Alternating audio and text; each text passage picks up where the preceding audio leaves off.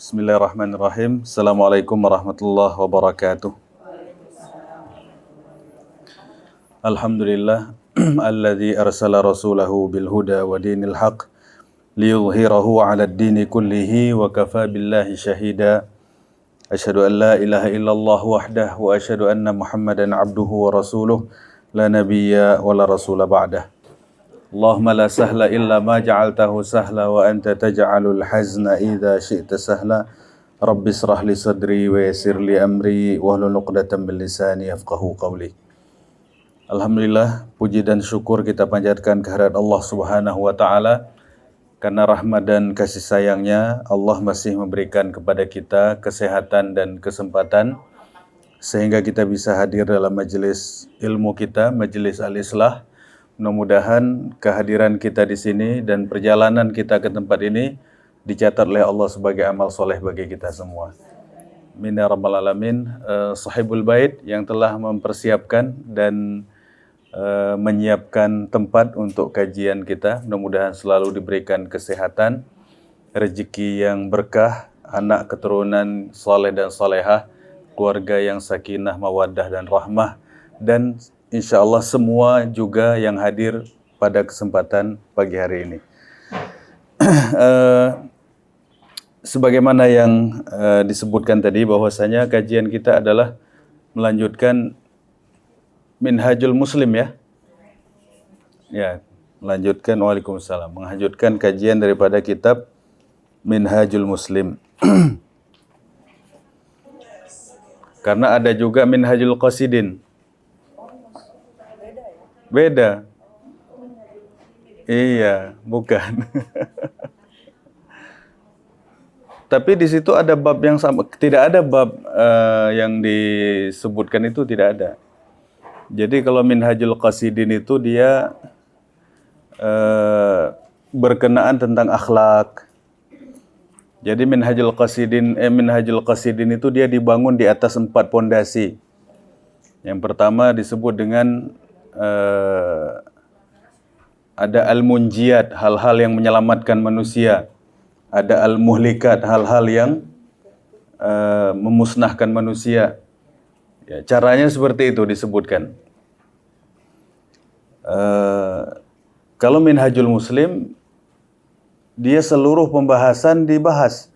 Dari akidah, kemudian akhlak, fikih, ada semua. Nah, cuman kita ambil satu tema di antara tema-tema yang ada itu, yaitu tentang ketentuan masalah nafkah. Ya, tentu masalah nafkah ini sangat menarik untuk dibahas, ya enggak, Bu? Ya, semua bicara masalah apa? Masalah nafkah. Tentu nafkah yang kita bahas ini adalah satu hal yang ditentukan di dalam syariat, dan itu merupakan satu bentuk kepedulian Islam kepada umat ini, kepada kaum muslimin, bahwasanya ada orang-orang yang harus kita tanggung, dan bahkan menanggung mereka itu hukumnya wajib, seperti kewajiban kita melaksanakan sholat, melaksanakan puasa. Nah, sehingga pada saat seseorang melaksanakan kewajiban ini, maka dia akan mendapatkan pahala, bukan hanya sekedar menggugurkan kewajiban, akan tetapi juga mendapatkan pahala. Nah, kalau dalam Minhajul Muslim, poin yang ke-8 di dalam pembahasan an-nafaqat. Jadi nafkah itu disebutkan ma yuqaddam min ta'amin wa kiswatin wa sakanin liman wajabalahu. Nafkah itu adalah sesuatu yang dipersembahkan seseorang berupa makanan, pakaian, dan tempat tinggal bagi orang yang diwajibkan atas dirinya untuk dia tanggung. Jadi nafkah ini apa? Sesuatu yang diberikan kepada orang yang dia memiliki tanggung jawab, apakah istrinya, anaknya, ayah ibunya, ya, berupa makanan, kemudian pakaian, dan tempat tinggal. Nah, hal ini kalau kita lihat firman Allah Subhanahu wa taala dalam surat Al-Baqarah ayat 233. Ya, surat Al-Baqarah surat 2 ayatnya 233.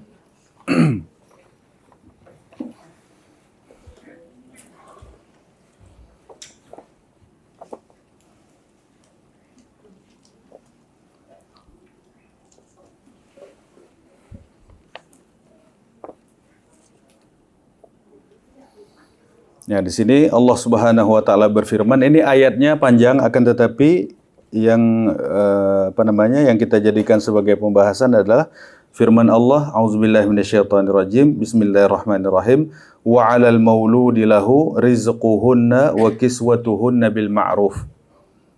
Ya, bagi seorang ayah merupakan kewajiban baginya untuk memberikan makanan dan pakaian kepada istrinya bil ma'ruf. Ya, bil ma'ruf ini artinya sesuatu yang sudah difahami oleh masyarakat, sesuatu yang layak. Kadang-kadang untuk menentukan berapa jumlahnya, banyak di dalam hadis atau dalam ayat itu tidak disebutkan berapa nominalnya, berapa jumlah uangnya, tidak disebutkan begitu. Tapi bahasa yang digunakan adalah bil ma'ruf, sewajarnya, secukupnya. Ya. Ma'ruf ini sesuatu yang sudah menjadi kebiasaan di tengah masyarakat. Berarti setiap masyarakat itu punya kebiasaan masing-masing, ya enggak, Bu? Ya, orang kota sama orang desa pasti beda. Ya, orang yang kondisi juga begitu, keadaan juga begitu. Jadi sehingga syariat memberikan satu ikatan atau satu ketentuan yang sifatnya relatif, yaitu bil ma'ruf, sesuatu yang menurut kebiasaan yang ada di masyarakat tertentu. Nah, redaksi ayat ini, wa 'alal mauludi lahu rizquhunna, itu sifatnya sebuah kewajiban. Merupakan kewajiban bagi seorang suami memberikan nafkah dalam bentuk makanan dan pakaian kepada istrinya bil ma'ruf, ya, dengan sesuatu yang ma'ruf. Nah, ini termasuk ayat yang menceritakan tentang kewajiban untuk memberikan nafkah. Jadi jangan orang berpikir, silakan Bu, indahnya pernikahan, ya enggak, Bu? Ceritanya cuman indahnya pernikahan, giliran nafkah tolah-toleh, ya enggak? Jadi itu juga harus dijadikan sebagai perhatian bahwasanya menikah itu bukan hanya duduk di pelaminan, akan tetapi urusan setelah itu yang panjang. Nah, itu sehingga dan banyak kita lihat orang-orang yang mengabaikan ini, padahal ini merupakan sebuah kewajiban dan dia akan dihisab oleh Allah pada hari kiamat karena meninggalkan kewajiban ini. Artinya ini merupakan dosa besar kalau seseorang memiliki kesanggupan secara ekonomi atau memiliki kemampuan secara ekonomi, akan tetapi dia tidak memberikan nafkah kepada orang yang di bawah tanggungan dia dengan baik, maka dia berdosa. Ya, dan ini hadis-hadisnya nanti banyak, di antaranya Rasulullah menyebutkan wa kafa bil mar'i itsman an yudayyi' man yaqut. Kata Nabi, sudah cukup seseorang itu dianggap melakukan perbuatan dosa kalau dia mengabaikan orang-orang yang menjadi orang-orang yang berada di bawah tanggungan dia. Jadi Rasulullah menyebutkan wa kafa bil mar'i itsman an yudayyi' man yaqut. Sudah cukup seseorang itu dianggap melakukan perbuatan dosa kalau dia mengabaikan orang-orang yang berada di bawah tanggungan dia. Jadi seperti orang tua, kemudian istri, anak, ya, itu adalah orang-orang yang berada di bawah tanggungan kita. Sehingga melalaikan mereka merupakan satu kemaksiatan, ya, satu pembangkangan terhadap syariat Allah Subhanahu wa taala. Nah, kemudian di sini ada seorang ulama namanya Imam Al-Muhallab. Kata beliau, an-nafaqatu 'alal ahli wajibatun bil ijma'. Memberikan nafkah kepada keluarga itu hukumnya wajib bil ijma', secara kesepakatan ulama. Enggak ada khilaf. Ya Bu ya. Tidak ada perselisihan, tidak ada perbedaan pendapat. Semua ulama itu sepakat hukumnya wajib.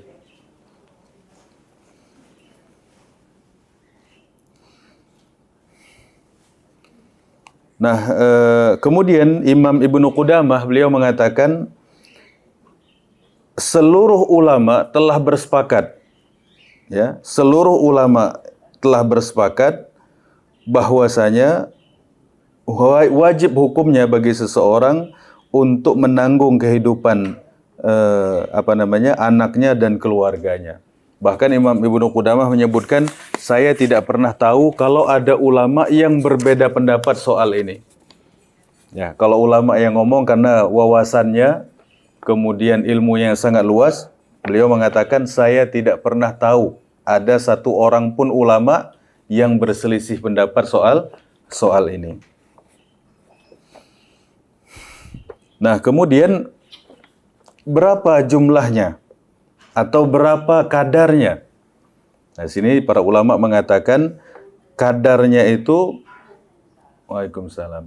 Kadarnya itu adalah tergantung daripada kemudahan rezeki daripada seorang suami. Waalaikumsalam. Silakan sini.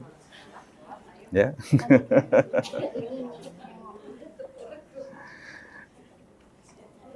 Masya Allah, lincah beliau.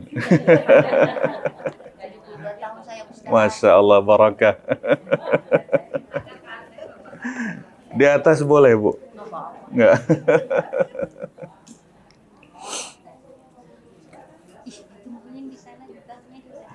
Iya. Terima kasih, Bu. Penuh air ini.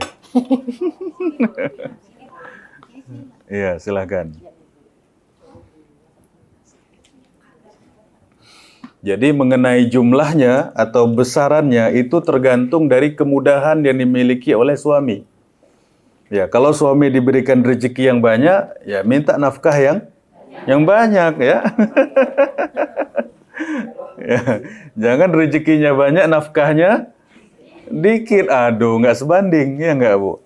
Nah, makanya para ulama mengatakan berapa besaran nafkah? Tergantung daripada rezeki suami. Ya. Kalau rezekinya banyak, insya Allah nafkahnya juga banyak. Tapi kalau rezekinya terbatas, tidak boleh kita paksa dia untuk memberikan sesuatu lebih daripada apa yang dia miliki atau kemampuannya.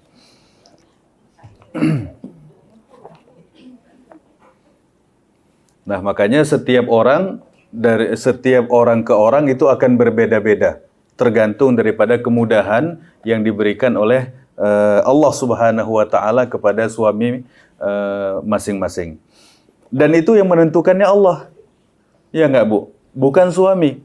Suami walaupun dia bekerja pontang-panting 24 jam, kalau rezeki takdir Allah segitu ya tetap segitu. Ya. Kalau kata orang mungkin kerjanya belum keras. Itu orang yang kuli apa kurang keras kerjanya. Ya enggak, Bu? Apa kurang keras? Sangat keras itu. Tapi memang takdir Allah, yang dibagi Allah jumlahnya memang segitu. Kita nggak bisa apa-apa.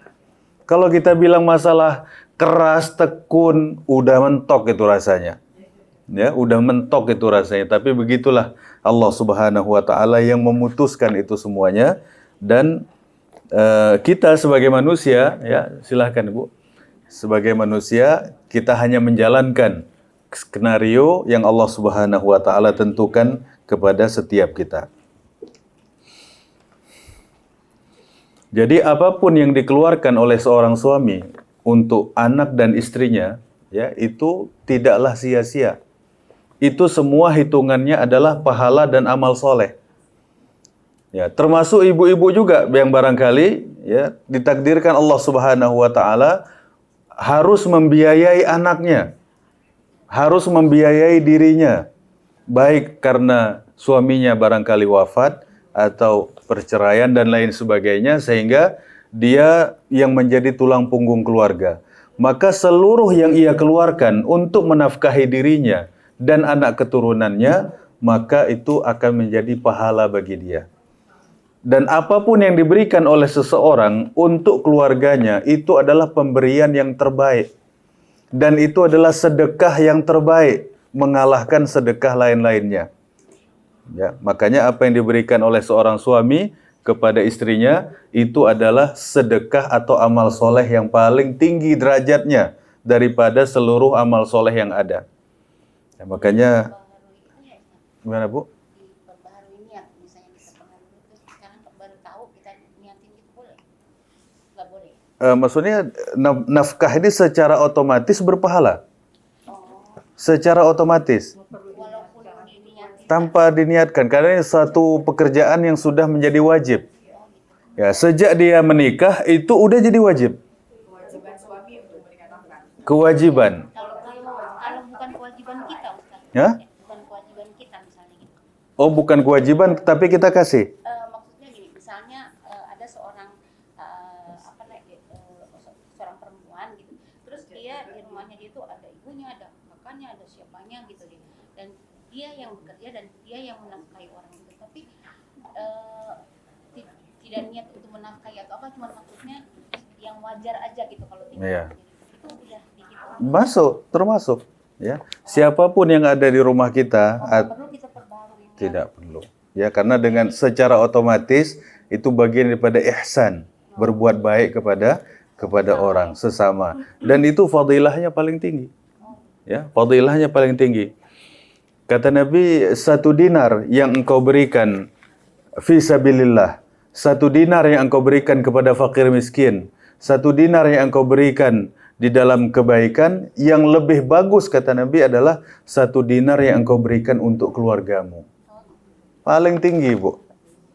Ya. Ya, Bu. Ya. Lalu dari sebagian nafkah penghasilan yang dia untuk rumah tangganya, pahala juga dong. Sama, terbaik.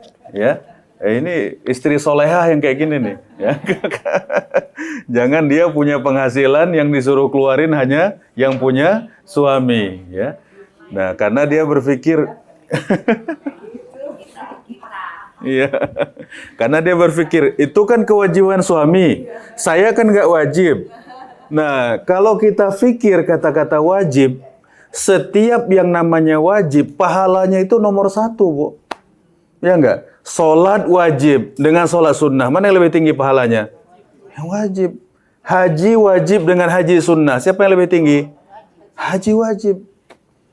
Terus dia bilang itu wajib ya kamu aja, katanya. Berarti dia nggak mau pahala wajib. Padahal pahala wajib ini adalah pahala yang paling tinggi. Yang semua orang harusnya di situ fastabiqul khairat, berlomba-lomba, bukan ya yang wajib-wajib aja ya.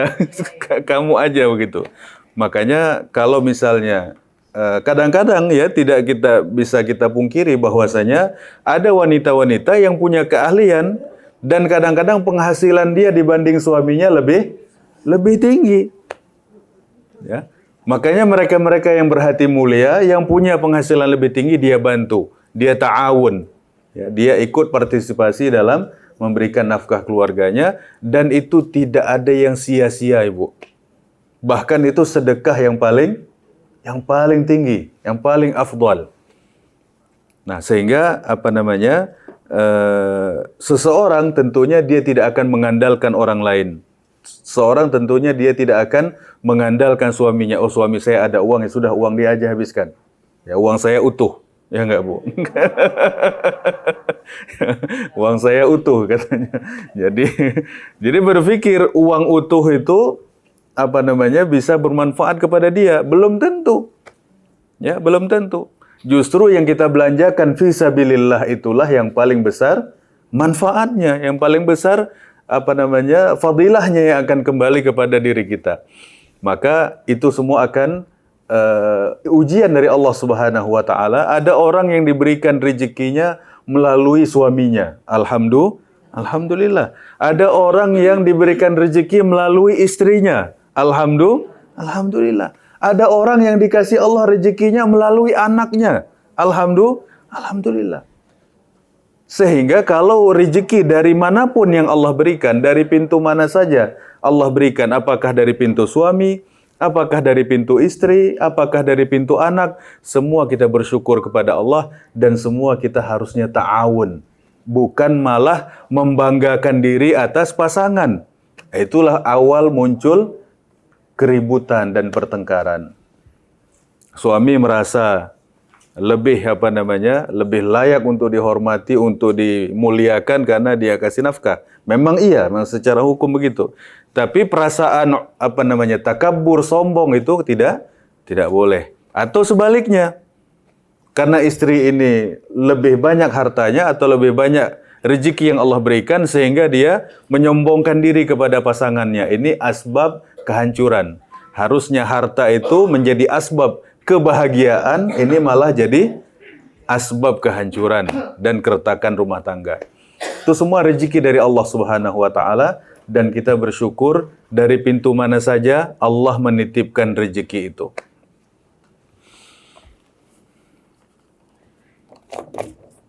Nah,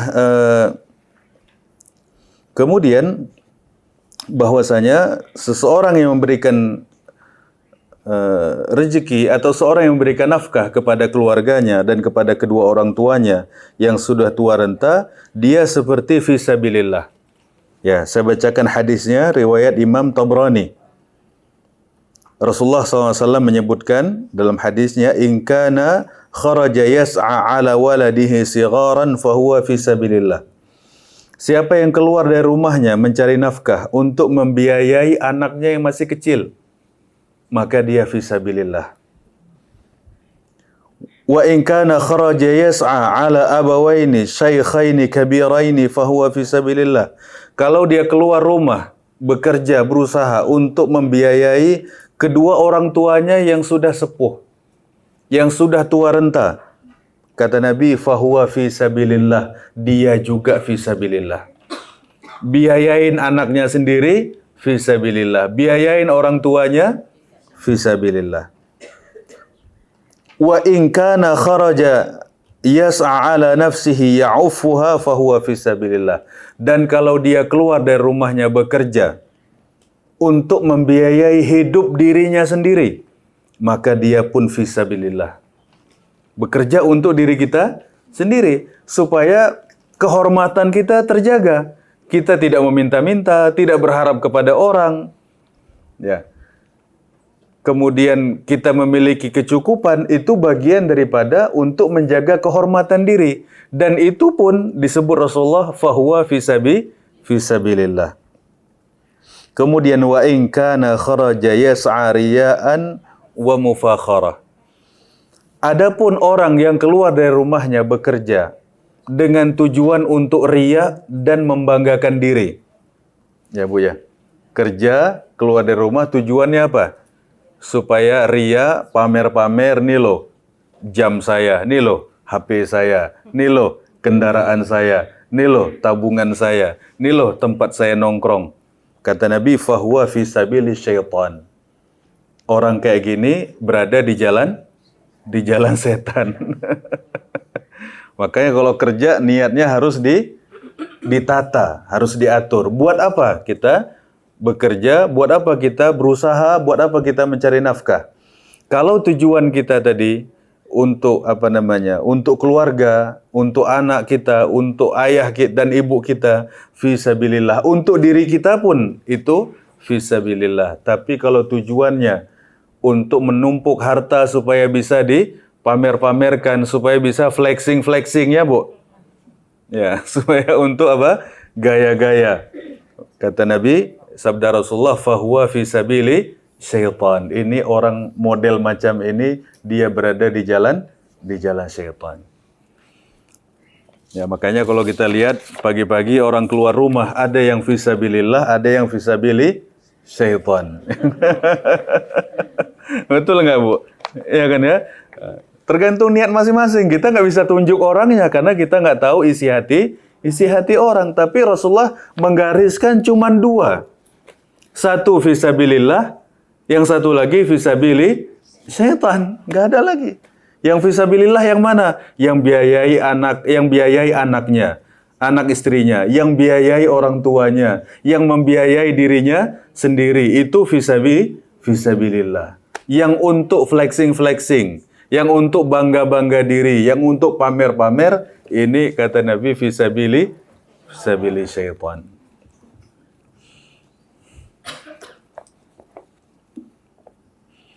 Nah, makanya sesungguhnya walaupun ini adalah pekerjaan seseorang mencari nafkah, menggeluti usaha, bidang usaha apapun, maka ini semuanya sesungguhnya adalah mendapatkan pahala dari Allah Subhanahu wa taala dan dia fisabilillah. Fisabilillah bukan hanya pengajian, ya enggak, Bu? Bukan hanya pesantren, bukan hanya masjid, bukan hanya haji, umroh, bukan, luas sekali fisabilillah itu. Kalau tujuan kita kebaikan untuk mendapatkan ridha Allah, maka itulah fisabilillah. Nah, di sini Ibnu Taimiyah, ya, Syekhul Islam Ibnu Taimiyah, beliau berkata, "Talabul halali wan nafaqati 'alal 'iyal babun 'azim." Mencari penghasilan yang halal dan memberikan nafkah kepada keluarga, ia merupakan pintu yang sangat besar. Maksudnya pintu amal soleh yang sangat agung. La ya'diluhu syai'un min a'malil bir. Tidak ada satupun ibadah yang dapat mengalahkannya. Sampai kata beliau, tidak ada ibadah atau amal soleh yang bisa mengalahkan mencari nafkah dengan cara yang halal itu. Makanya kalau kita lihat bapak-bapak keluar dari rumah, ya enggak, Bu? Masya Allah. Itu perjuangan yang sangat luar biasa. Matahari belum keluar, dia udah keluar. Ya enggak? Matahari belum keluar, dia udah keluar. Matahari udah turun, dia belum pulang. Masya Allah itu. Matahari udah turun, dia belum turun kantor, ya enggak? Masya Allah, ini pahalanya luar biasa. Perjuangan yang luar biasa, tapi Allah Subhanahu wa taala tidak menjadikan pekerjaan itu sia-sia, tidak. Waktu yang telah dihabiskan di tempat dia kerja, kemudian tenaga yang sudah dia habiskan di tempat dia kerja, kelelahannya, keringatnya, semua dicatat Allah sebagai amal soleh. Dan ini merupakan satu perhitungan dari Allah yang sangat adil. Sehingga manusia ini, kelelahannya, capeknya, pusingnya, peningnya, semua dicatat sebagai amal soleh. Nah, jadi sampai tadi Ibnu Taimiyah menyebutkan talabul halal wan nafaqatu 'alal 'iyal babun 'azim. Mencari penghasilan yang halal dan memberikan nafkah kepada keluarga, ini adalah pintu amal soleh yang sangat agung. Ya, pintu amal soleh yang sangat agung. Sampai kata beliau, la ya'diluhu syai'un min a'malil bir. Amal soleh apapun tak ada yang dapat mengalahkannya. Iya, mencari nafkah itu. Maka kalau kita lihat, cari nafkah itu semua Allah yang nentukan, Bu. Ada yang di kantor, ada yang di luar kantor, ya enggak? Ada yang di dalam bangunan, ada yang di luar bangunan. Ada yang standby, ada yang didorong-dorong. Itu semua Allah yang tentukan. Ya, Allah yang menentukannya. Sehingga pada saat Allah memilihkan untuk kita satu pekerjaan atau bisnis atau usaha yang baik, itu kita bersyukur kepada Allah. Ya, kita bersyukur luar biasa kepada Allah. Kalau kita melihat si fulan dipilih Allah untuk pekerjaan yang susah, untuk pekerjaan yang sulit, tapi Allah dengan Rahman dan Rahimnya memberikan sekelompok orang satu pekerjaan yang mudah. Dan ini satu hal yang harus kita syukuri. Kesini, Bu, jangan di tangga. Masuk. Ah, masih luas nih. Sini, Bu.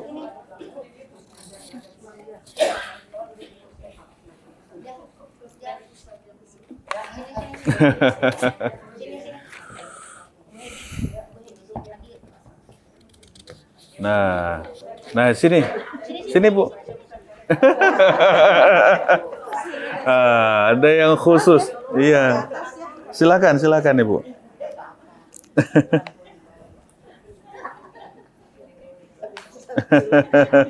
Nah, kan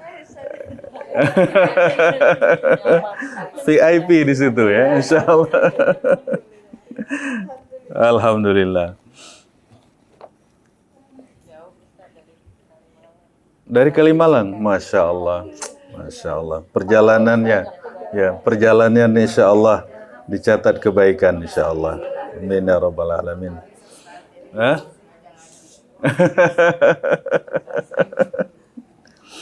Nah, kemudian di dalam hadis Allah Subhanahu wa taala melalui lisan Nabi Muhammad SAW memberikan perhatian yang lebih kepada anak perempuan. Ya, sampai-sampai Rasulullah menyebutkan dalam hadis, "Man ubtuliya min hadhil banati bi syai'in." Siapa yang Allah Subhanahu wa taala menguji seseorang dengan anak perempuan. Ya, ujian itu bukan hanya anak laki-laki, anak perempuan juga ujian. Siapa yang diuji Allah dengan anak perempuan ini? Fa ahsana ilaihinna. Lalu orang tuanya berbuat baik kepada anak perempuan itu. Kunna lahu sitran minan nar. Maka anak-anak perempuan itu akan menjadi penghalang bagi orang tuanya dari api neraka. Ya, berbuat baik kepada anak perempuan. Jadi semacam ada perhatian khusus. Ya, ada perhatian khusus dari Rasulullah SAW agar anak-anak perempuan ini dalam masalah nafkah diperhatikan dengan baik. Ya, diperhatikan dengan baik. Jangan sampai mereka merasa kesulitan ya di dalam hidup mereka, padahal orang tuanya atau abangnya atau pamannya memiliki kemudahan dalam masalah rezeki. Nah, sehingga wanita-wanita ini atau anak-anak perempuan ini mendapatkan perhatian yang baik. Masuk Ibu. Nah, masuk sini. Nah, silakan.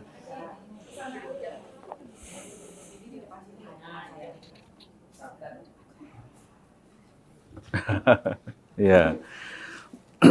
Nah, jadi ada perhatian khusus di dalam hadis Nabi bahwasanya anak perempuan harus dijaga dengan baik. Ya, anak perempuannya harus dijaga dengan baik. Kadang banyak orang-orang yang memanfaatkan ya anak-anak perempuan ini, kadang-kadang dikasih iming-iming, dikasih ini, dikasih itu, ya enggak, Bu? Karena barangkali perhatian di rumah enggak ada. Sehingga dia terjatuh di dalam perangkap-perangkap orang jahat. Atau dimanfaatkan, atau diiming-iming dan lain sebagainya. Akhirnya menjadi rusak umat ini gara-gara perhatian kepada mereka itu tidak terpenuhi. Maka makanya ini satu hal yang sangat penting ketika Rasulullah sampai mengingatkan kita bahwasanya siapa saja yang memiliki anak perempuan, maka anak perempuan ini betul-betul harus dijaga dengan baik. Maka hadiahnya dari Allah apa? Anak wanita ini akan menjadi penghalang bagi orang tuanya dari api neraka.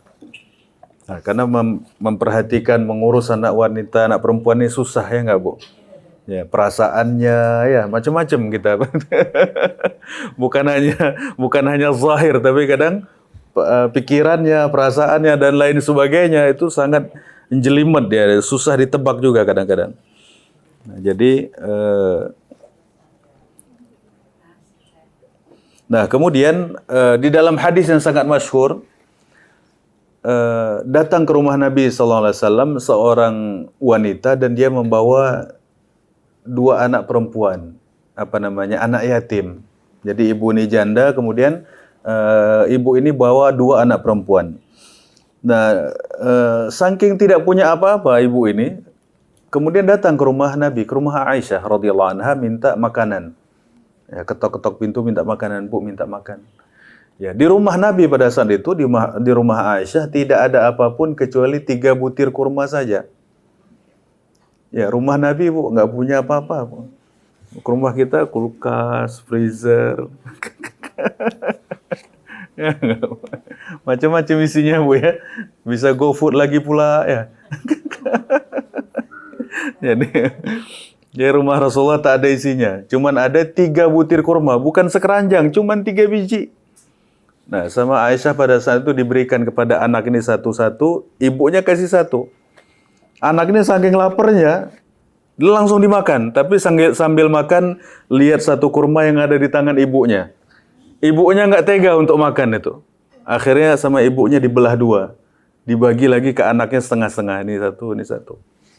Nah, kemudian pada saat itu Aisyah radhiyallahu anha, istri Nabi, merasa sangat kagum dengan keadaan itu. Bagaimana seorang ibu dalam sangat kondisi lapar dan dia membutuhkannya, akan tetapi dia memberikan itu kepada anak perempuannya. Nah, kemudian pada saat itu Rasulullah menyebutkan, wahai Aisyah, apakah engkau tidak tahu kebaikan, sedikit kebaikan yang kurma dibelah dua tadi itu diberikan kepada anaknya, Allah telah mencatat ibu ini sebagai ahlul jannah dengan sedikit yang diberikan itu. Jadi bahwasanya memperhatikan anak perempuan ini satu fadilah yang sangat besar. Nah, sehingga kita kaum muslimin, anak laki-laki tetap kita perhatikan, tapi ada perhatian lebih bagi anak perempuan. Nah, kemudian dalam hadis yang lain, ini lebih spesifik lagi tentang anak perempuan. Kata Nabi, man ala jariyatain, siapa yang mengurus dua anak perempuan, hatta tablugha, sampai dua anak perempuan ini baligh, sampai dewasa. Jaa yaumal qiyamah ana wa huwa, pada hari kiamat dia akan datang, aku dan dia seperti ini, seperti urus anak yatim. Jadi Rasulullah dengan orang tuanya dekat sekali seperti ini. Ya, yang kita tahu bahwasanya mengurus anak yatim, kata Nabi, aku dan yang mengurus anak yatim seperti ini di surga, antara jari tengah dan jari telunjuk.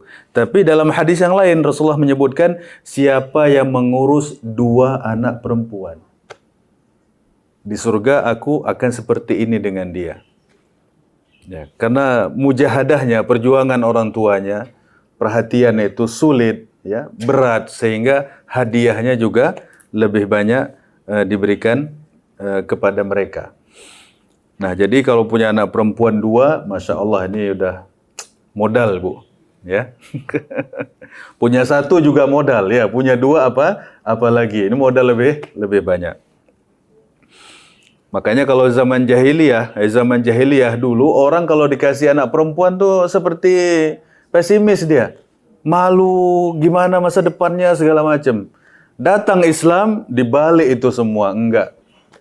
Justru kalau kalian urusin anak perempuan ini, kata Rasulullah, kepada orang-orang di zaman itu, derajat kalian akan ditinggikan oleh Allah Subhanahu wa taala. Bahkan akan menjadi, yang satu tadi, hadis yang pertama tadi, anak perempuan ini akan menjadi penghalang bagi orang tuanya dari api neraka. Kemudian yang kedua, kata Nabi, dia akan bersamaku di surga. Sangat dekat dengan Rasulullah sallallahu alaihi wasallam. Dan ini artinya memberikan nafkah kepada mereka itu harus diperhatikan dengan baik. Ya. Nah, kemudian sebagaimana yang telah kita sebutkan tadi, hadis yang kita sebutkan di awal, bahwasanya Rasulullah SAW mengingatkan orang-orang yang melalaikan kewajibannya memberikan nafkah. Ya, ada nggak, Bu, orang melalaikan pemberian nafkah? Banyak, ya.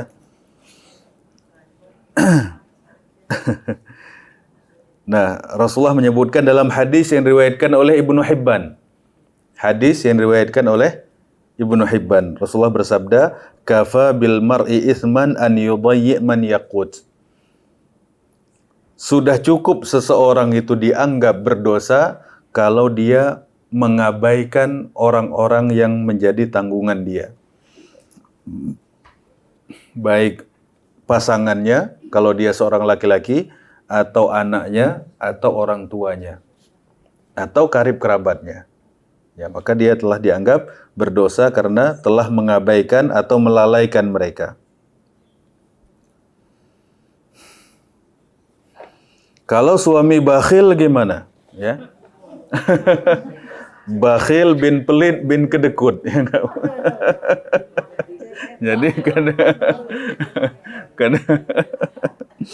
jadi ternyata di zaman Nabi ada wanita namanya istri Abu Sufyan.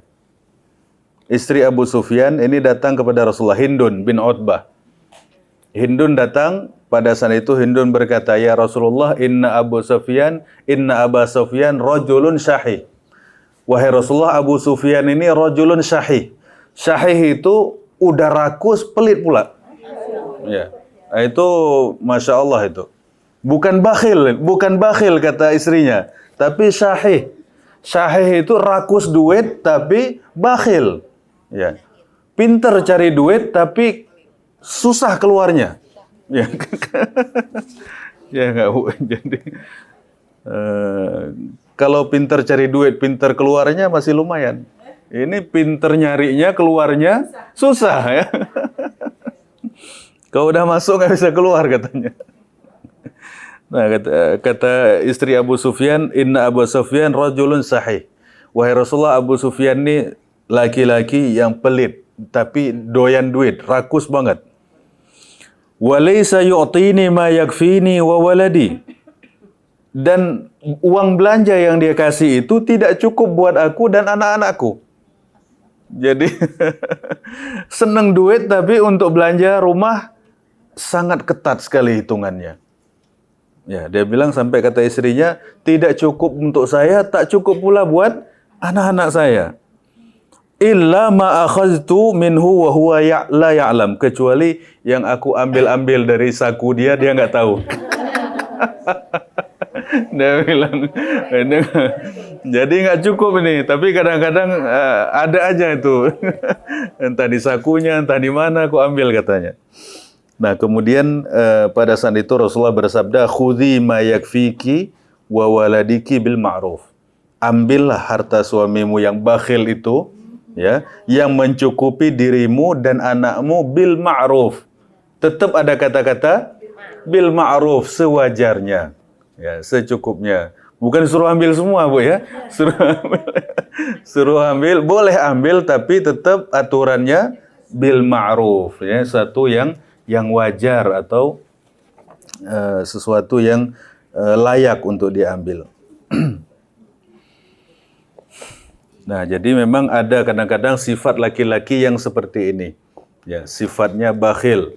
Tapi kalau untuk hobi dia, ya sangat ini keluarnya mudah aja, ya royal. Kalau untuk hobinya, kalau untuk kepentingan pribadi, tapi kalau untuk anak istrinya, kadang-kadang hitungannya sangat ketat sekali. Nah ini yang model seperti ini, solusinya, salah satu solusi. Ini solusi terakhir Bu ya. Solusi lainnya bisa diberikan nasihat, minta tolong orang lain kasih masukan, ya. Barangkali disampaikan ayat atau hadis tentang keutamaan nafkah tadi Bu. Boleh sampaikan hadis-hadis dan ayat-ayat seperti itu, bahwasanya yang dia keluarkan itu tak sia-sia. Sedekah itu bukan hanya kepada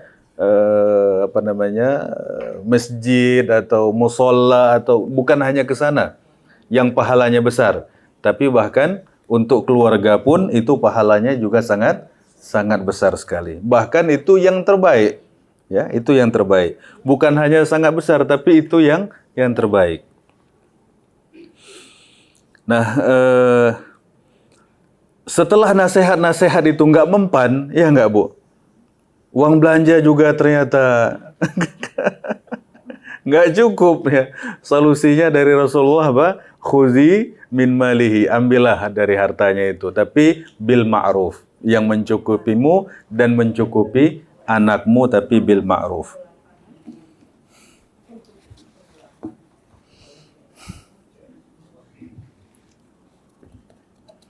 Tapi kadang ada juga bapak-bapak itu yang dia kasih anaknya itu terbatas. Tujuannya mendidik. Ya, supaya anaknya juga tidak boros atau nggak sembarangan, ya. Saya ada kenal satu orang, beliau ini dokter dan punya rumah sakit. Punya jaringan rumah sakit. Di Jawa, di Sulawesi, di mana-mana dia punya. Dan bisnis juga jual beli tanah. Sana sini dia bilang, Ustadz katanya sertifikat saya 1 lemari Ustadz, dia bilang. Dia bilang gitu. Nah satu ketika anaknya itu, tapi dia didik anaknya. Nggak dimanjain. Ini kebetulan anak laki-laki. Jadi anak laki-lakinya itu pergi sekolah SMA, suruh naik angkot. Kamu naik angkot. naik angkot dia. Padahal di rumah mobilnya berserak mobilnya, banyak mobil di rumah. Tapi anaknya suruh berangkat naik angkot. Nah, anaknya ini karena anak orang kaya, kasih sepatu yang mahal-mahal. Harga 7 juta, 10 juta kasih sepatu. Nah, begitu di dalam angkot, naik preman 2 orang. Wah, sepatunya mahal kayaknya nih. Kata preman, buka sepatumu katanya. Dibuka sama dia. Dibuka, dikasih. Ya sudah, anak ini pulang ke rumah nggak pakai sepatu. Nah, apa kata bapaknya? Nah, kamu salah. Bukan gitu cara naik angkot, dia bilang. Ya. Caranya gimana? Kalau naik angkot, sepatunya jangan kayak gitu. Ya. Akhirnya dibawalah ke toko sepatu Bata. Ya. Dikasih sepatu Bata, suruh beli pakai. Udah, besok naik angkot. Gimana? Aman? Aman katanya. Nah, berarti cara naik angkot salah. Ya. Kalau naik angkot jangan begitu pakaiannya. Nah, itu pintar orang tua kasih masukan, pendidikan, bukan justru lapor polisi, polisinya diobrak-abrik, ya enggak, Bu? Enggak sombong begitu. Padahal dia punya macam-macam dunia, punya semua, tapi dia didik anaknya supaya pintar, supaya tahu bersikap, supaya tahu menempatkan diri, ya, supaya bisa hidup dengan masyarakat yang berbagai macam watak dan pikiran manusia ini. Silakan Ibu, masuk.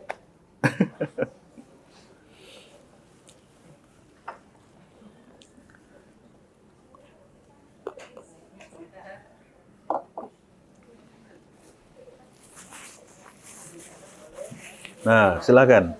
Atur dulu formasi biar enak. Iya.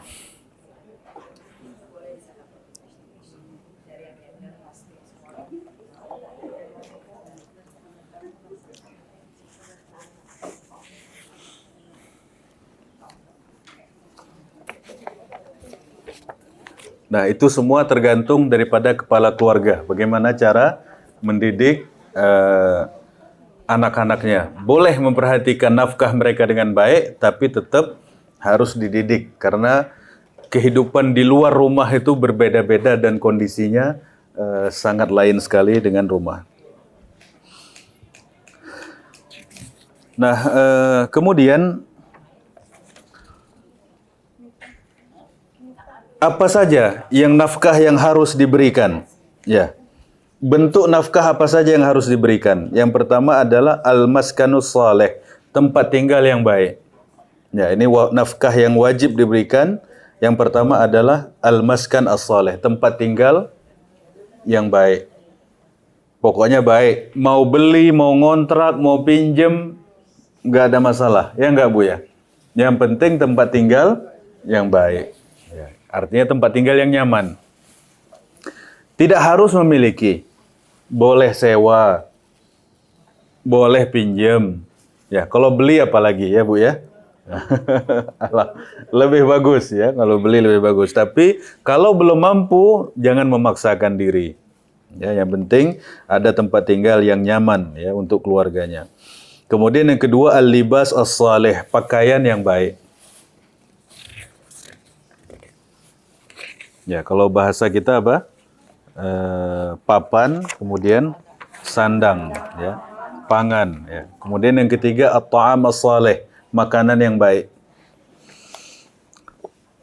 Ini tentu makanan yang baik ya tergantung kemampuan masing-masing. Ya, tentu yang dianjurkan adalah makanan yang baik, yang layak diberikan kepada keluarganya. Kemudian yang keempat adalah al-ilaj wad-dawa. Obat, ya. Kalau anaknya sakit, nafkah obat ini harus wajib hukumnya. Kesehatan. Kemudian yang kelima adalah pendidikan anak. Ya, pendidikan anak wajib hukumnya untuk diberikan nafkah. Pendidikan anak nomor 1 ya, ini satu hal yang sangat penting untuk masa depan keluarga.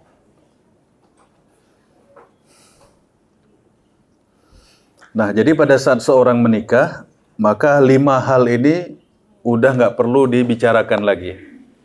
Ya, jangan cuma dipikir cinta apa nggak cinta, ya nggak, Bu? Ini gimana ini? Ya, pokoknya kalau udah cinta tuh udah yang lain mohon minggir lah. Ya enggak? Pokoknya itu aja yang dijadikan pikiran. Tapi hal-hal yang seperti ini harus dimengerti. Ya, jangan nanti kok begitu, kok begini katanya, kok uang saya, kok jadi jadi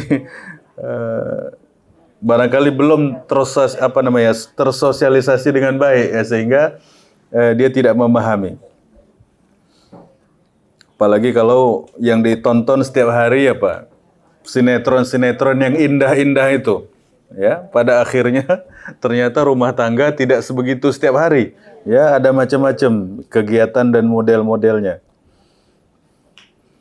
Nah, nafkah sebagaimana yang kita sebutkan tadi, hukumnya wajib, ya hukumnya wajib. Nah, kemudian bentuk-bentuk nafkah. Ya, bentuk-bentuk nafkah. Yang pertama adalah nafkah kepada istri. Ya Bu ya, nafkah kepada istri. Tentu yang kita bicarakan ini satu yang sifatnya materi Bu ya, yang non materi lain lagi. Kalau kata orang yang non materi ya hubungan suami istri, ngajak ngobrol, ya curhat dan lain sebagainya, itu pembahasannya lain lagi. Tapi yang kita sebutkan ini adalah sesuatu yang terlihat ya. Jadi ya satu yang sifatnya materi. Ya. Seperti makan, pakaian, tempat tinggal, kesehatan dan seterusnya. Termasuk kata ulama hal-hal yang berkaitan dengan wanita. Seperti bedak ya, perhiasan, skincare ya, perlu itu ya. Biar cantik, cantik juga istri kita, bukan istri orang ya enggak Bu? Jadi sampai kata ulama itu satu hal yang harus. Kenapa? Karena pada saat dia berikan itu kepada istrinya, itu membuat pandangan matanya semakin bisa terjaga. Iya enggak Bu? Kalau misalnya dia lihat istrinya cantik, bagus, harum, kan pandangan mata dia akan lebih bisa terjaga. Dia bisa lebih menundukkan pandangannya. Ya, kalau misalnya dia tidak kasih belanja untuk hal itu, dia lihat tak keurus apa segala macam, habis itu dia salah-salahin istrinya, ya enggak Bu? Nah, ini sehingga ya, jadi kalau masalah menundukkan pandangan ini juga bisa di-setel dari nafkah. Ya, bisa di-setel dari nafkah. Betul nggak Bu? Ya. Nah, kalau nafkah kepada istrinya bagus, perawatan apa segala macam, oke banget kan ya? Nah, itu.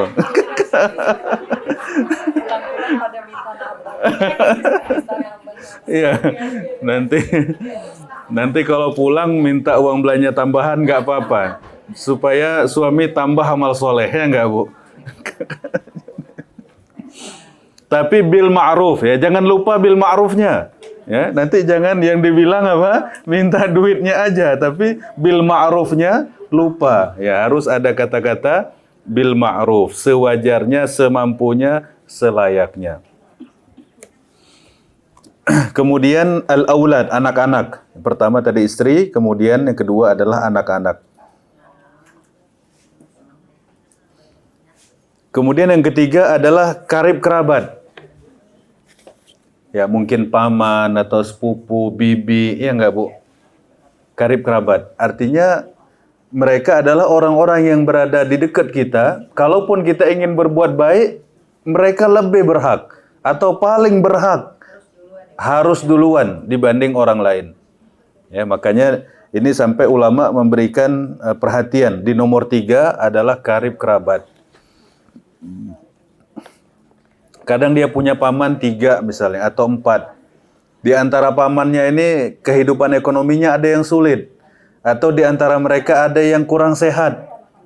Nah, maka paman-paman ini atau bibi atau sepupu atau siapapun ini yang berada di dekat mereka harus mendapatkan perhatian terlebih dahulu sebelum orang lain, ya. Sebelum orang lain. Iya, uak-uak kita, bibi, semua. Kalau masih ada yang punya nenek, ya nenek. Kalau masih punya kakek, ya kakek. Ya, semua. Nah, kemudian yang keempat adalah nafkah istri yang sudah diceraikan. Ya, nafkah istri yang sudah diceraikan. Ini ada nafkahnya. Boro-boro ya.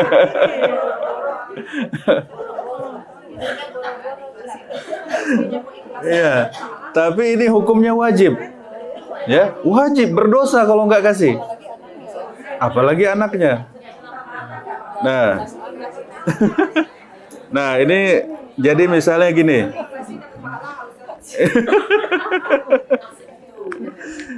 Jadi ada seorang laki-laki menceraikan istrinya. Anggaplah cerai pertama, talak 1.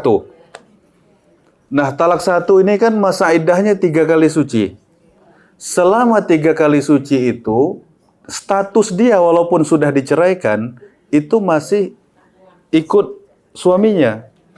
Kewajiban memberikan nafkah hidupnya selama 3 kali suci itu wajib. Hanya 3 kali. Kau udah 3 tahun, 5 tahun, ya sudah.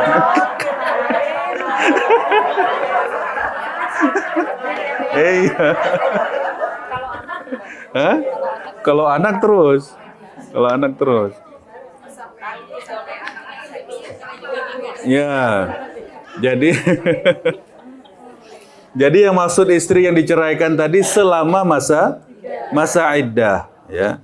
Selama masa iddah. Kalau udah masa iddahnya selesai, ya sudah selesai. Ya. Ya. Pas terusnya iya, nanti keenakan istrinya. Jadi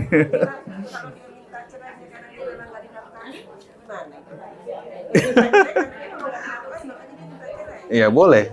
Boleh minta cerai. Hah?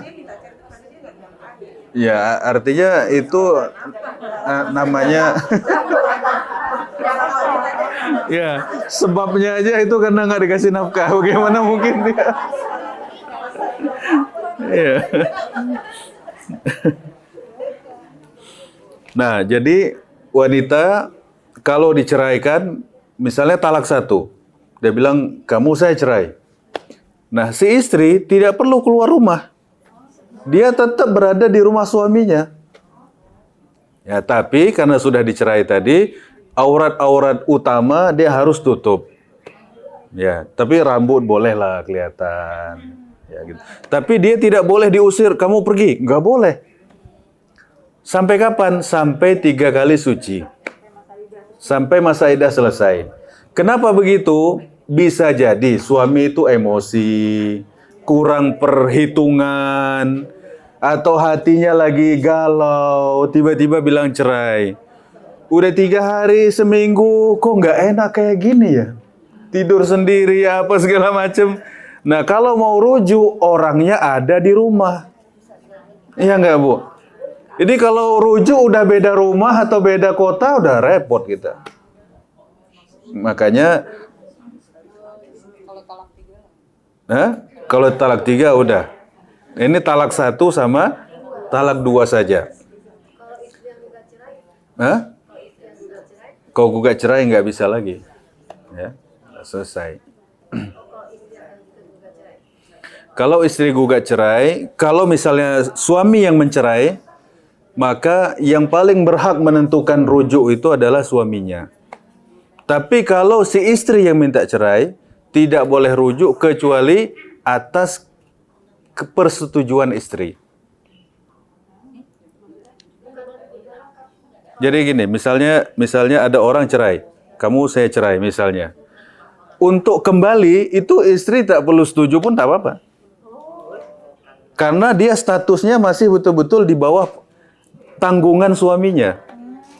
Khusus yang 1 dan 2. Sama yang tadi itu. Khulu. Istrinya minta cerai. Misalnya si istri minta cerai gara-gara suaminya fakir. Ya. Setelah cerai, baru 2 bulan cerai, ternyata suami dapat proyek miliaran. Wah, duit nih. Aduh, katanya. Dia bilang, balik lagi deh bang, katanya. Ya udah masih bisa. Ya, bisa. Tapi tetap harus persetujuan. Tapi kalau yang 1 dan 2, itu yang paling menentukan adalah suami. Udahlah kita balik aja lah. Kata istrinya, aduh gimana ya, udahlah. Ya.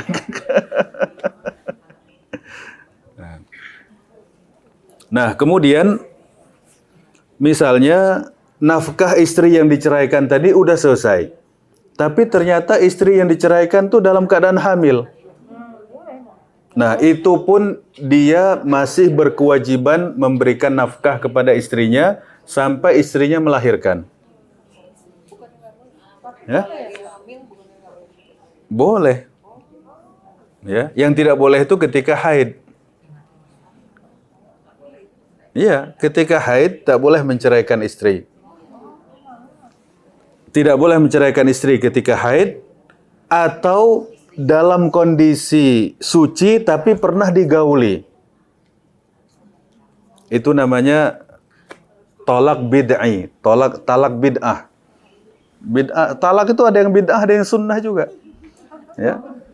Jadi bid'ah itu jadi menceraikan istri dalam keadaan hamil namanya talak bid'i. Terus gimana kalau dia mau ceraikan? Tunggu istrinya suci, tapi jangan sampai digaulin dulu. Ya, kata istri, aku udah suci, aku sudah mandi. Kalau dia mau cerai, cerai pada saat itu. Ya, atau tidak boleh juga mencerai dalam kondisi suci, tapi di situ dia pernah menggauli istrinya. Cerai, waktunya menceraikan istri dalam kondisi suci dan dia tidak melakukan jima di masa suci itu. Ya? Enggak, ini timing untuk cerainya. Jadi pikir dulu, ini kapan nih? Hah? Nah, masa suci seorang wanita kan beda-beda. Ada yang ya, misalnya nih ada orang sucinya 23 hari, haidnya 7 hari, katakanlah begitu. Nah, kalau dia misalnya mau cerai, kapan? Di masa yang 23 itu, tapi belum pernah dia menggauli di masa itu. Nah, itu nanti bab talak itu, ya. Nah, jadi tadi wanita yang diceraikan tapi dia hamil, maka suami wajib kasih nafkah kepada dia sampai anaknya lahir. Kalau anaknya lahir, maka suami wajib kasih nafkah kepada anaknya. Kepada ibunya udah enggak. Kepada ibunya sampai kapan? Sampai melahirkan. Kalau udah lahir, kewajibannya ganti kepada anaknya. Jadi cerai itu tetap rugi, Bu. Pengeluaran tetap banyak. Ya.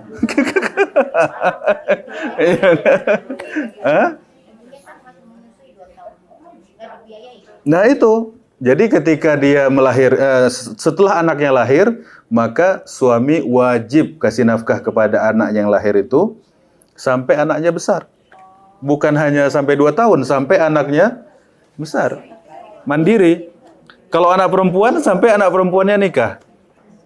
Kalau anak laki, sampai anak lakinya itu mampu. Jadi kadang orang, silakan. Misalnya dia bilang, udah kamu cerai, pergi sana, bawa anak-anak sana. Kok ya enggak semudah itu. Anak-anak bawa ke sana maksudnya? Maksudnya gimana? Itu kan anak dia. Ya kan, bapaknya dia. Ya dia yang tanggung jawab kepada anak itu sampai kalau dia anak perempuan, sampai anak perempuan itu menikah, kok anak laki sampai anak laki ini mandiri. Jadi tidak semudah itu, udah kamu ikut ibu aja semua sana, katanya. Bapak mau sendiri, nggak bisa. tetap dia harus punya tanggungan. Tanggungan nafkah ini yang berat. Jadi tidak semudah cerai, udah pergi ya, pergi sana ya. Tidak begitu. Nah, zalim itu nggak boleh. Ya. Dan orang tua itu walaupun misalnya suami istri tidak cocok, tapi jangan sampai mewariskan permusuhan kepada anak-anak. Nggak boleh itu. Ya, artinya tetap anak itu melihat bapaknya itu dengan pandangan yang baik, atau tetap si anak itu melihat ibunya dengan pandangan yang baik. Nggak boleh permusuhan itu diwariskan. Dia bilang, nih bapak kamu nih kayak gini, pagi sore siang malam, doktrinnya begitu. Akhirnya anak itu durhaka sama ayahnya atas didikan daripada ibunya. Rusak keturunan, Bu. Ya, rusak keturunan. Makanya orang mungkin boleh ya namanya orang nggak cocok ya, Bu. Awal-awal cocok, tapi lama-lama nggak cocok. Satu hal yang wajar. Tapi mewariskan permusuhan itu nggak boleh. Nggak boleh. Karena anak itu dia nggak ngerti urusan orang tua, dia nggak ngerti. Dia nggak bertanggung jawab atas urusan keributan di antara mereka. Nggak ikut-ikutan, tidak mengetahui hal itu. Maka jangan dibawa-bawa anak itu ke sana ke sini, sehingga nanti bisa jadi dia memusuhi ayahnya sendiri, atau dia memusuhi ibunya sendiri. Nah, atau dia trauma, sehingga dia tidak mau berkeluarga. Itu doktrin daripada salah satu apakah ayahnya atau ibunya. Nah, ini harus dijaga anak-anak jangan sampai jatuh terhadap satu permasalahan yang besar dalam hidup, atau dia sampai trauma lebih parah lagi.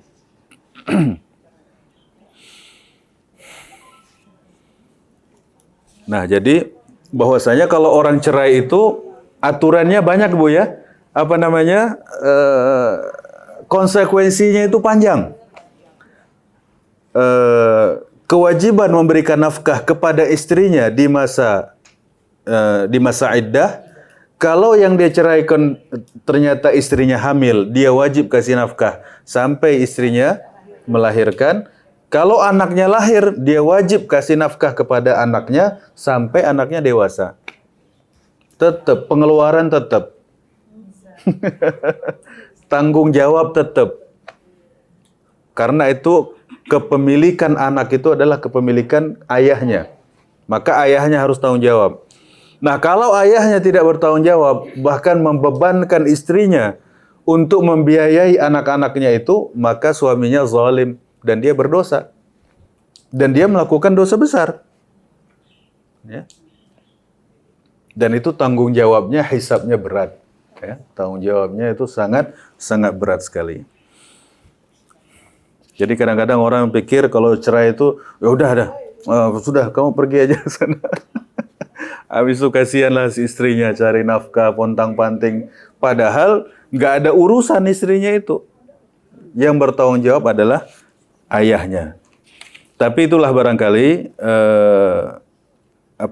para suami pun tidak mengetahui aturan ini, sehingga mereka melalaikan tanggung jawab, sehingga anak keturunannya pun terbengkalai atau berantakan, ya.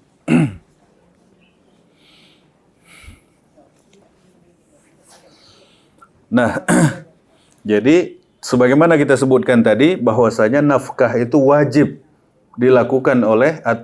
diberikan oleh seorang suami kepada orang-orang yang berada di bawah tanggungan dia, mulai dari istri, anak, ya, orang tua, dan seterusnya. Nah, kapan nafkah itu gugur? Ya, nafkah itu bisa gugur juga. Ya. Nah, benar. Yang pertama, kalau suaminya meninggal. Kalau suaminya meninggal, maka nafkah itu gugur. Nggak boleh mertua suruh nafkahin dia, nggak boleh. Atau ipar-iparnya disuruh nafkahin dia, nggak ada kewajibannya. Ya, kalau sudah wafat suaminya, berarti kewajiban nafkah gugur. Ya? Iya. Iya, selesai. Nggak bisa. Karena memang nggak ada yang diberikan, tidak ada yang bisa diikhtiarkan. Nah, tapi nanti akan ada... Nah, nanti kasusnya ini nanti berbeda. Nanti kita coba ikuti poin-poin ini insya Allah. Tadi Ibu bilang apa? Lupa. Kalau ada anaknya, Hah? itu nafkah itu berhenti untuk anaknya pun juga berhenti. Kalau dia punya anak, Ya, kalau apa namanya? Ya, kalau dengan meninggal secara zahir terputus. Cuman kalau suami punya harta ya dari warisan itu mereka hidup, ya.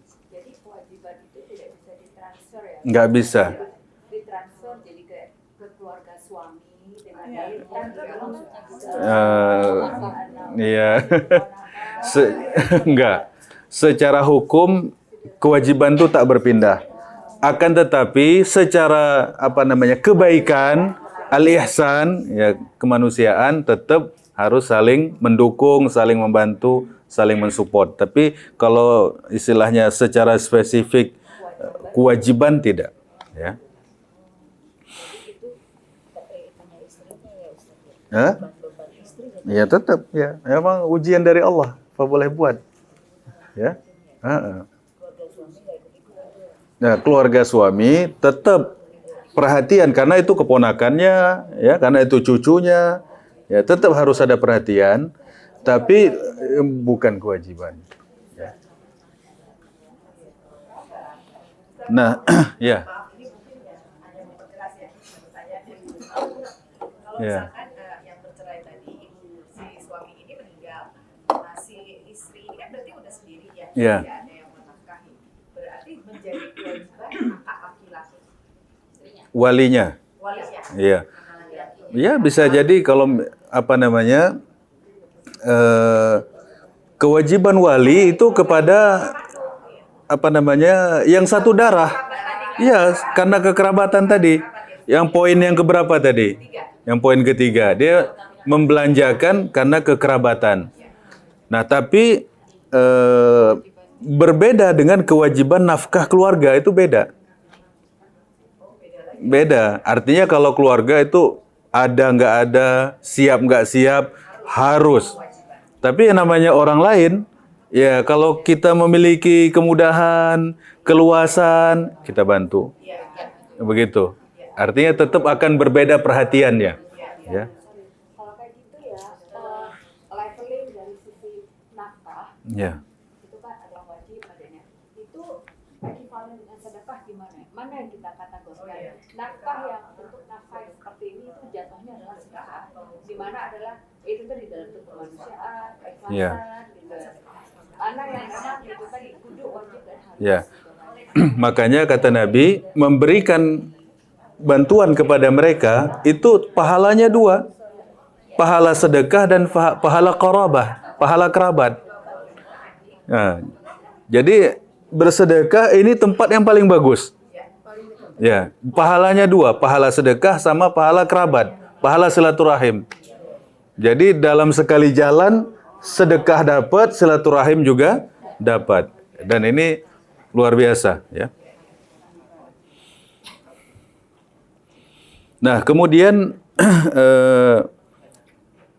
yang kedua, yang apa namanya? Nafkah tadi menjadi jatuh, yang kedua adalah karena istri tidak patuh kepada suami.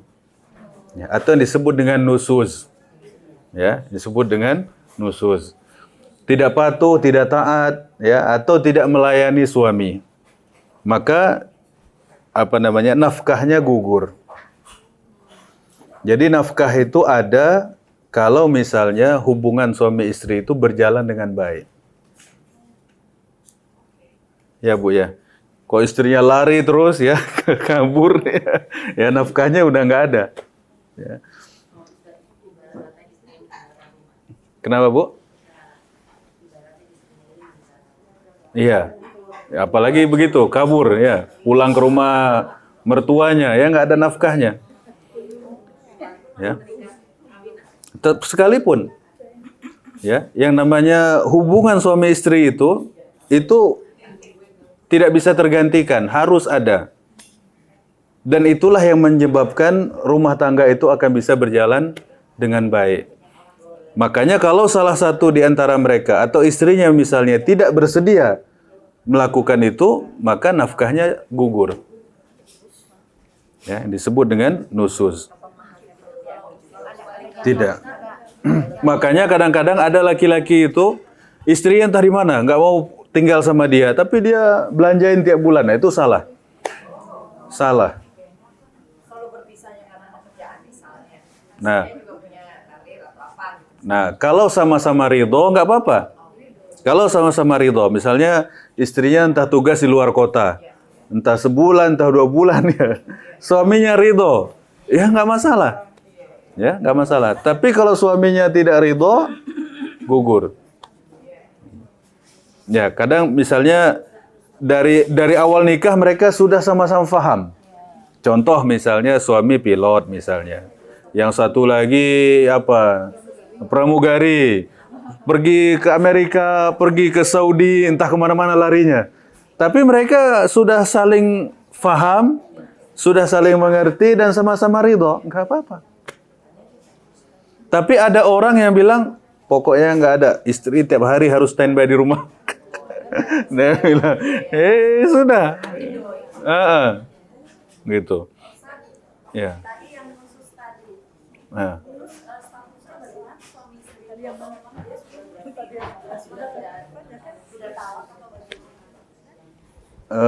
Kalau talak itu lain lagi. Talak itu harus ada ungkapan. Ya, harus ada lafaz. Ya.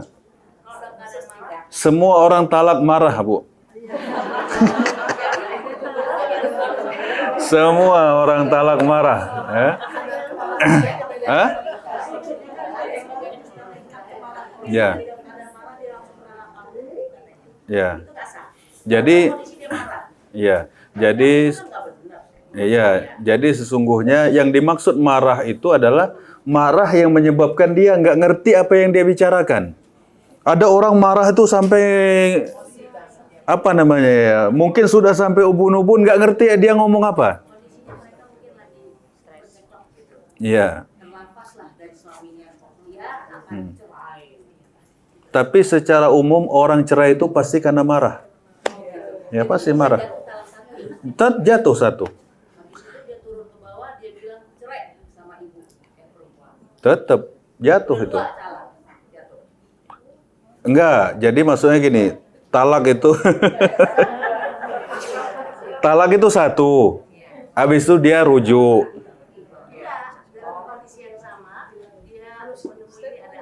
Enggak, supaya dapat 2 itu balik dulu. Iya, balik dulu. Enggak. Bukan. Kok dia talak 1000 gimana?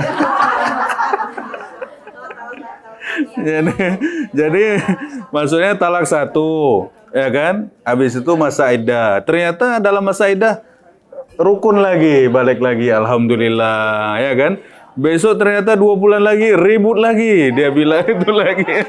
Nah, itu baru namanya 2, ya. Bukan dalam satu majelis langsung tala. Hah?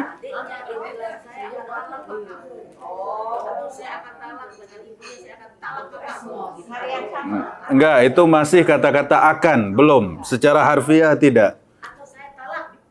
Oh, nggak pakai akan gitu ya? Ya. Akan itu Masih akan, belum. Ya. Ustaz, boleh sedikit nggak? Iya, silakan. Itu istri keluar dari rumah, itu dalam kondisi mana? Kalau misalnya si istrinya disuruh oleh suaminya keluar dari rumah itu, jadi keluar rumah itu dengan Untuk apa? Kepentingan apa? Oh, meribut. Oh ya. terus suaminya marah, terus dia bilang kamu pulang aja ke rumah orang tua kamu. Ya. Nah,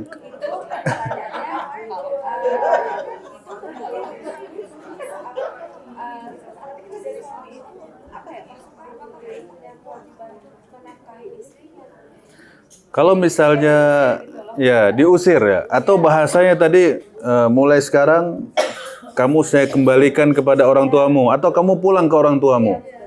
Ada ulama yang mengatakan itu kiasan daripada cerai. Kiasan. Nah, ada juga yang mengatakan katanya coba klarifikasi dulu. Nah, coba pastikan apakah dia niatnya talak ataukah tidak. Karena talak ini bisa jatuh dengan sharih, dengan ucapan yang jelas, bisa juga dengan pakai kiasan. Dua-duanya kena.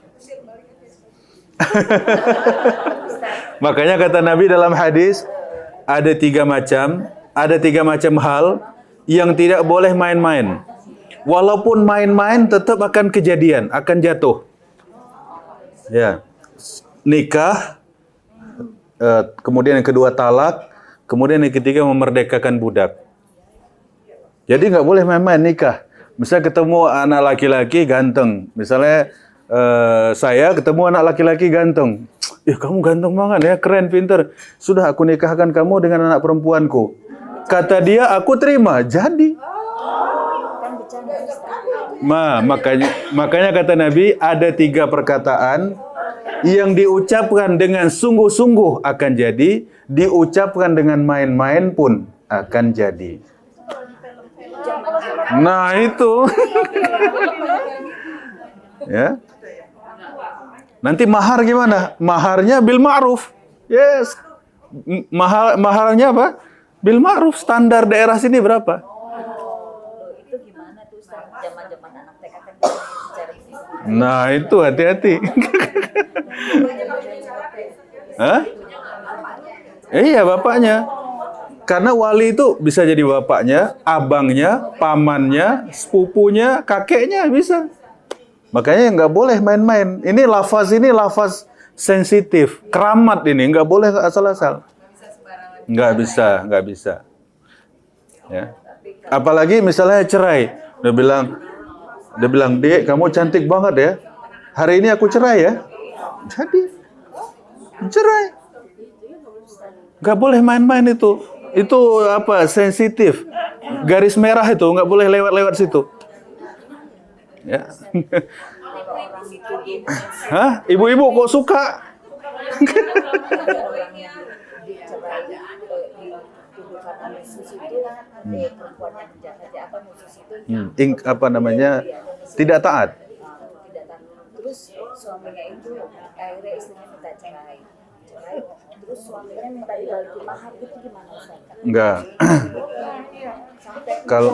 Kalau minta Maharnya dibalikin itu Ustaz. mahar itu hanya boleh dikembalikan kalau jalur pernikahannya adalah istri yang meminta cerai. Nggak ada cerita mahar dikembalikan kecuali khulu. Khulu itu istri yang menggugat cerai. Kalau istri menggugat, balikin mahar. Harus. Kalau udah habis gimana? Hah? Enggak. Enggak. Tapi dengan catatan yang menggugat cerai adalah istrinya. Oh, udah nikah misalnya 20 tahun. Ya, balikin. Tetap. Wajib. Tapi kalau misalnya seperangkat alat sholat,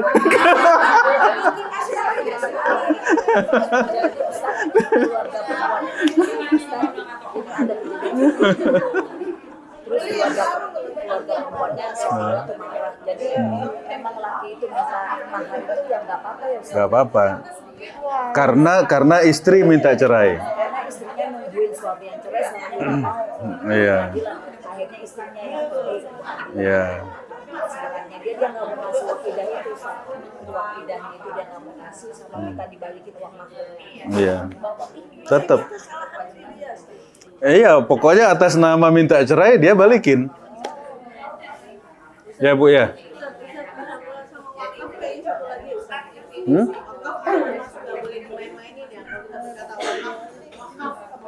Oh ya, ya kalau artinya nggak bisa. Kalau sudah disebutkan dengan lafaz, ya sudah kejadian. Ya. Ah.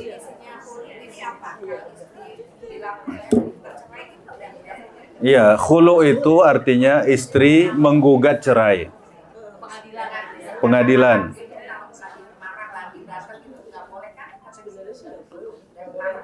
Nggak boleh. Misalnya istri bilang udah nggak betah sama suaminya bilang, aku minta cerai deh, ceraikan aku. Atau kisah pisah aja. Ya berarti dia hitung-hitung dulu mahar berapa. Nanti dia akan kembalikan itu. Kalau cuma ngomong aja udah kita bisa aja kamu kawin deh gitu. Saya udah nggak sanggup. Masih kembaliin juga? Hah? Masih kembaliin? Ya kalau niatnya minta cerai ya kembalikan. Makanya ini ketika bicara itu harus jelas ini maunya apa. Gak ada golong ini gitu kan? Hah? Gono gini itu ya harus di ini. Ceritanya panjang lebar ya. Nggak ada. Beda Mas Edi, Ustaz maaf. Jadi intinya kalau perempuan yang minta cerai, kalau suaminya minta dibalikin mas kawinnya, Itu benar. sama dia nggak mau ngasih uang yang 3 bulan itu, Ya, nggak salah suami. nggak salah.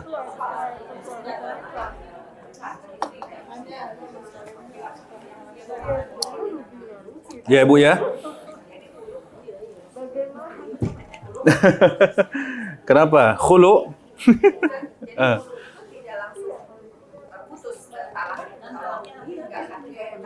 Ya, misalnya gini. Enggak, misalnya gini. Kata istrinya, ceraikan aku. Kata suami, aku ceraikan. Detik itu sudah kejadian. Administrasi 6 bulan kemudian baru jadi. Tapi detik itu adalah hari iddah, ya, sudah jadi. Ya, misalnya gitu. Jadi apa namanya? Belum. Nah, kalau misalnya ceraikan aku, suaminya diam aja? Enggak jadi. Kapan jadinya? Kalau istri mengadu ke pengadilan, diputus paksa. Kalau pengadilan namanya putus paksa, khulu. Apa namanya? Dipaksa supaya putus hubungan pernikahan. Tapi kalau misalnya ngomong di rumah aja udah diturutin, ya nggak usah kesana-kesana. Kesana cuma lapor aja.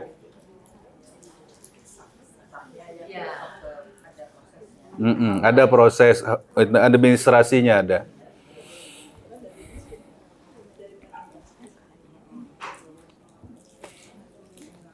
Nah, jadi tadi nafkah itu bisa jatuh karena nusuz. Ya, atau kalau si istri itu tidak mau diajak tinggal bersama. Dia bilang, udah kamu tinggal di mana-mana terserah, saya tinggal di rumah ini aja. Hah? Gimana? Suaminya yang mau keluar, sementara istrinya masih mau di rumah, dan suaminya yang menolak, dan suaminya tidak memberikan nafkah lahir ataupun nafkah batin. Ya zalim suaminya. Nah, nggak cuma hanya sekedar zalim, apa kelanjutannya gimana gitu? Ya kelanjutannya, misalnya istri tidak bersedia diperlakukan begitu, istri minta cerai. Oh, boleh. Boleh. Istri boleh minta cerai karena ada nafkah ini. Iya. Tidak dinafkahi lahir dan tidak dinafkahi batin, boleh. Nggak ada masalah. Kalau dia mungkin karena dia Hah? saya ya Pak Ustaz, mohon maaf. Apa?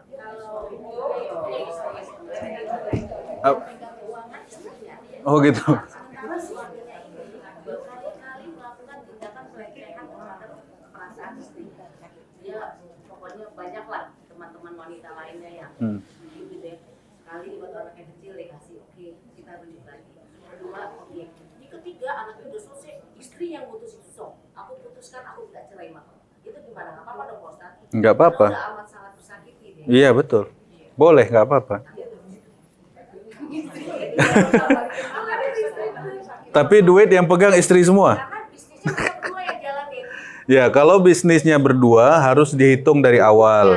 Iya. Itu berarti punya berdua. Tidak boleh dikuasain. Kalau istrinya menguasain, dia jadi zalim. Harus dibagi. Ya. Tapi kalau itu udah diniatkan untuk anak-anaknya, Enggak. nggak bisa juga. Enggak. Karena itu harta bersama dibagi. Karena kerjanya bareng, dibangunnya bareng, dijalanin bareng. Itu harus dibagi bersama. Ya.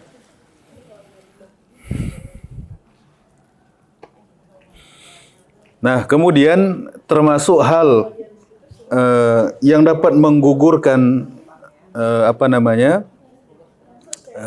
nafkah adalah istri safar tanpa izin suami. Ya, istri safar tanpa, ya nomor 3.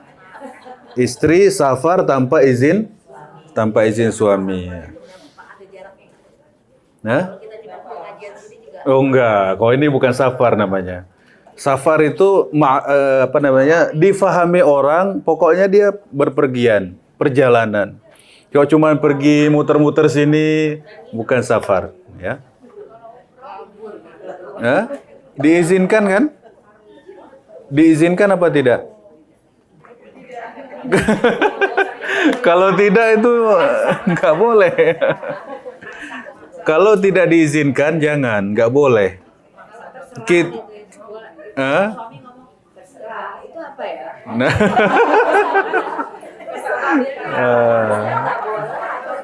Ya, kadang-kadang orang ngomong terserah itu artinya nggak boleh. Ngomong nggak apa-apa itu bermasalah, kan gitu. Nah jadi itu, ya itu pinter-pinter ibu lobby aja lah gimana, ya kan? Gimana cara lobbynya biar jadi, biar boleh, ya. Kalau safar tanpa mahram, kalau yang untuk keperluan haji atau umroh, itu ada pembahasan ulama yang disebut dengan ar-rifqatu al-ma'munah. Teman yang bisa menjamin keselamatan. Itu diperbolehkan ya, apalagi rame apa gitu. Ya. Tapi maksudnya untuk kepentingan yang penting seperti ibadah, bukan sekedar jalan-jalan.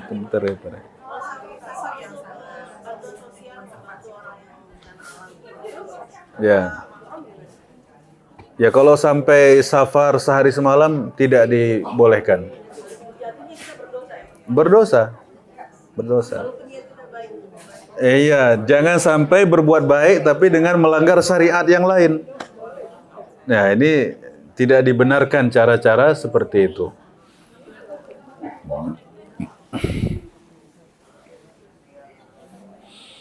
Nah, kemudian yang berikutnya, nafkah juga akan gugur kalau istrinya itu masih kecil. Ya. Karena ini zaman dulu ya, zaman dulu orang menikahkan anak tuh masih kecil. Dijodohkan. Umur masih belum balik, udah dinikahkan tapi hidup masing-masing. Dia di rumah tangganya, dia di rumah bapaknya masing-masing. Ada begitu Bu ya? Ada ya. Nah, nanti kalau sudah layak, udah di usia yang baru dipertemukan. Ya.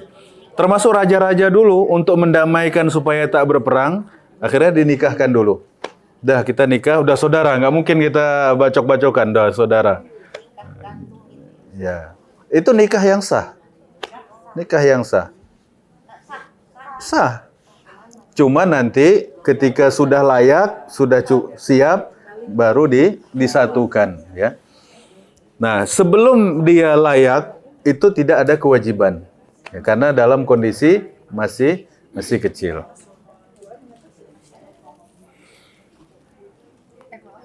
Ya.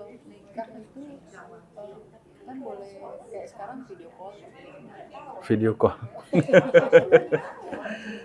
Ya, nikah itu misalnya, wallahu alam ya, ada yang mengatakan boleh. Tapi ada juga cara yang lain, cara taukil, perwakilan. Boleh mewakilkan akad nikah? Boleh. Ya. Misalnya dua-duanya di Australia misalnya. Dua-duanya di Australia. Si bapaknya ini mewakilkan akad nikah kepada orang di sana, bisa. Telepon imam masjidnya atau telepon muftinya, saya mewakilkan Anda. Saya Fulan bin Fulan mewakilkan Anda untuk melakukan akad nikah untuk putri saya. Boleh. Iya. Tapi misalnya mau di video call dia menyaksikan, boleh. Toh sekarang ini di pernikahan yang umum aja, kadang-kadang ayahnya itu mewakilkan kepada kepada qadhi ini, kepada hakim ini untuk melakukan akad nikah kepada penghulunya. Ya? Ya mungkin kurang pede atau apa. Misalkan nanti penghulunya nanya, "Pak, Bapak mau mengakad sendiri atau diwakilkan ke saya?" Ditanya pasti begitu. Boleh. Ya, itu dari pihak ibunya, dari saudara ibunya. Iya. Iya.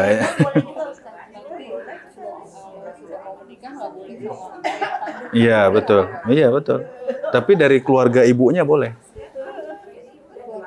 Ya. Ibunya kan punya abang. Paman ya, pamannya yang mengakadkan dia. Bisa. Itu kan wali dia.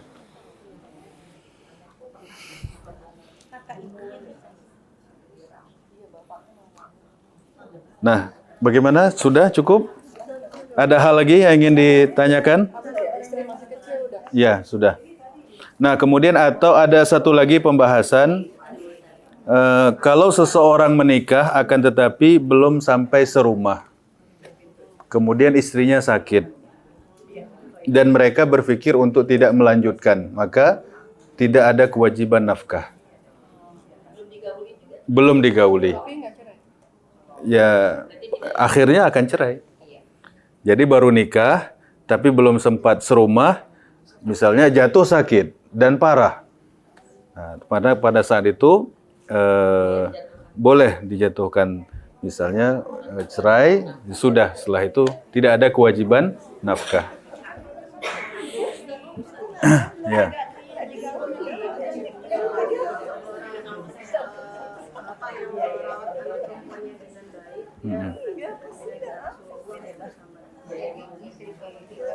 Sama dia menjalankan syariat yang tidak benar, misalkan menyarankan anaknya untuk menutup aurat. Tapi bagaimana dengan orang tua yang membiarkan anak perempuannya itu dia tidak menutup aurat sampai anaknya meninggal, kemudian atau orang tuanya meninggal.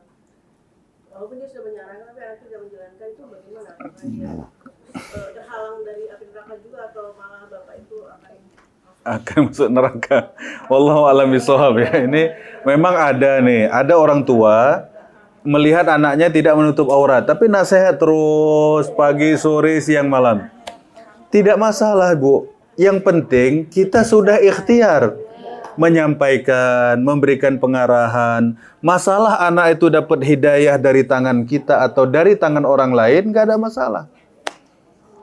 Jadi saya pernah ada satu hari, ada bapak-bapak itu bilang gini, "Ustadz, saya punya anak 2 katanya. Dua-duanya perempuan.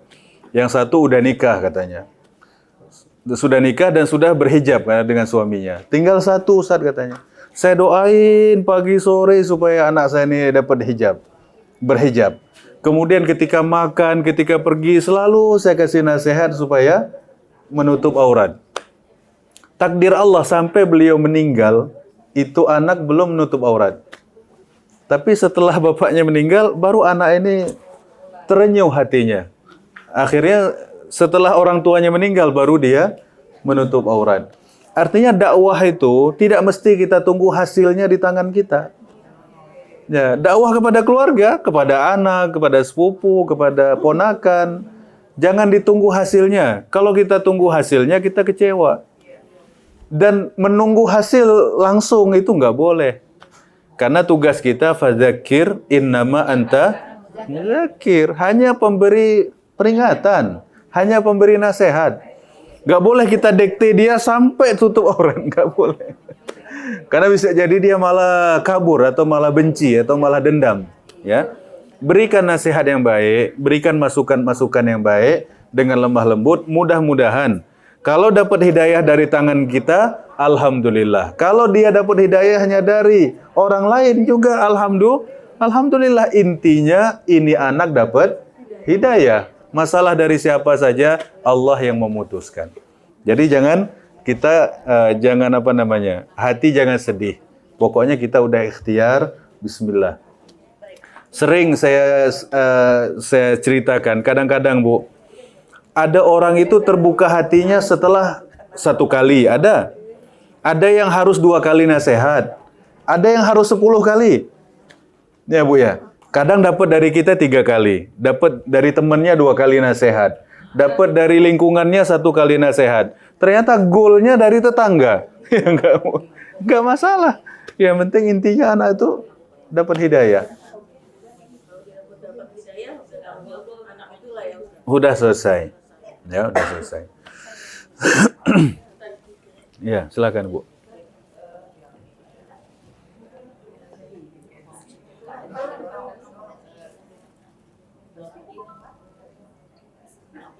Ya, Ustaz mau tanya bagaimana Islam memandang tentang perjanjian pranikah kisah harta, gitu ya? Iya. Dari di satu sisi mungkin ini ada hal-hal yang bisa melindungi perempuan yang memang membawa harta tertentu, gitu ya. Kemudian dalam kondisi sekarang misalnya memang banyak laki-laki yang kewamahnya berkurang, gitu ya.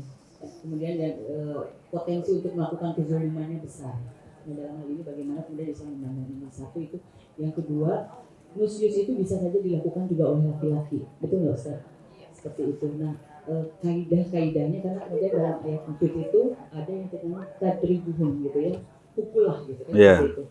Nah ini bagaimana kemudian kaidahnya kalau kemudian itu nusyuz yang dilakukan oleh laki-laki, apakah kemudian perempuan boleh juga melakukan seperti itu gitu kan, kata pukul gitu kan. Seperti itu, gitu kan. Ini aja tadribuhum ini sesuatu yang oleh feminis ini digugat luar biasa gitu ya, karena kemudian menganggap Islam melakukan bias gender. Jadi bagaimana Islam menempatkan ini gitu secara adil. Jadi yang pertama masalah perjanjian pranikah ya enggak Bu?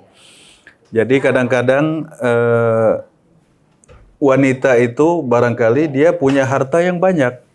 Sementara calon suaminya masih mujahadah, masih perjuangan. Ya.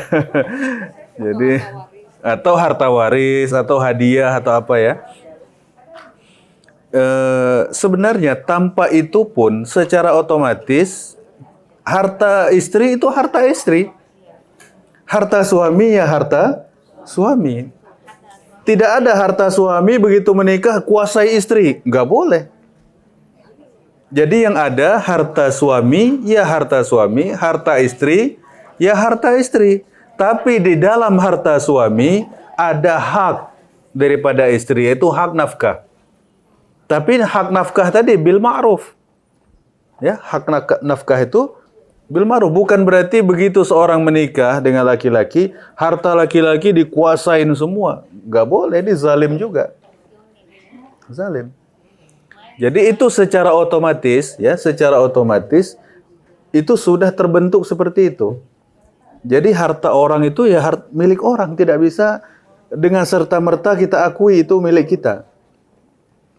Tapi misalnya itu ingin didokumentasikan ya supaya kuat secara hukum, nggak apa-apa. Tapi misalnya takdir Allah, salah satu di antara mereka wafat, maka harta yang disebutkan dalam perjanjian itu tetap akan jadi warisan. Dan suami berhak mendapatkannya setengah 50% kalau istri tidak punya anak. Kalau istri punya anak, dia dapat 1/4. Jadi misalnya ini harta saya udah didokumentasikan segala macam banyak. Ternyata meninggal pula. Maka yang ditinggalkan itu, yang dicatat-catat di sini tadi itu tetap akan menjadi harta warisan. Atau sebaliknya, suami juga begitu. Kata suami, ini harta saya nih, begini begitu segala macam dicatat, ya nggak Bu? Dibawa ke notaris ya, dicatat segala macam. Takdir Allah wafat pula nih orang. Maka yang ditulis-tulis itu tadi menjadi warisan. Hah?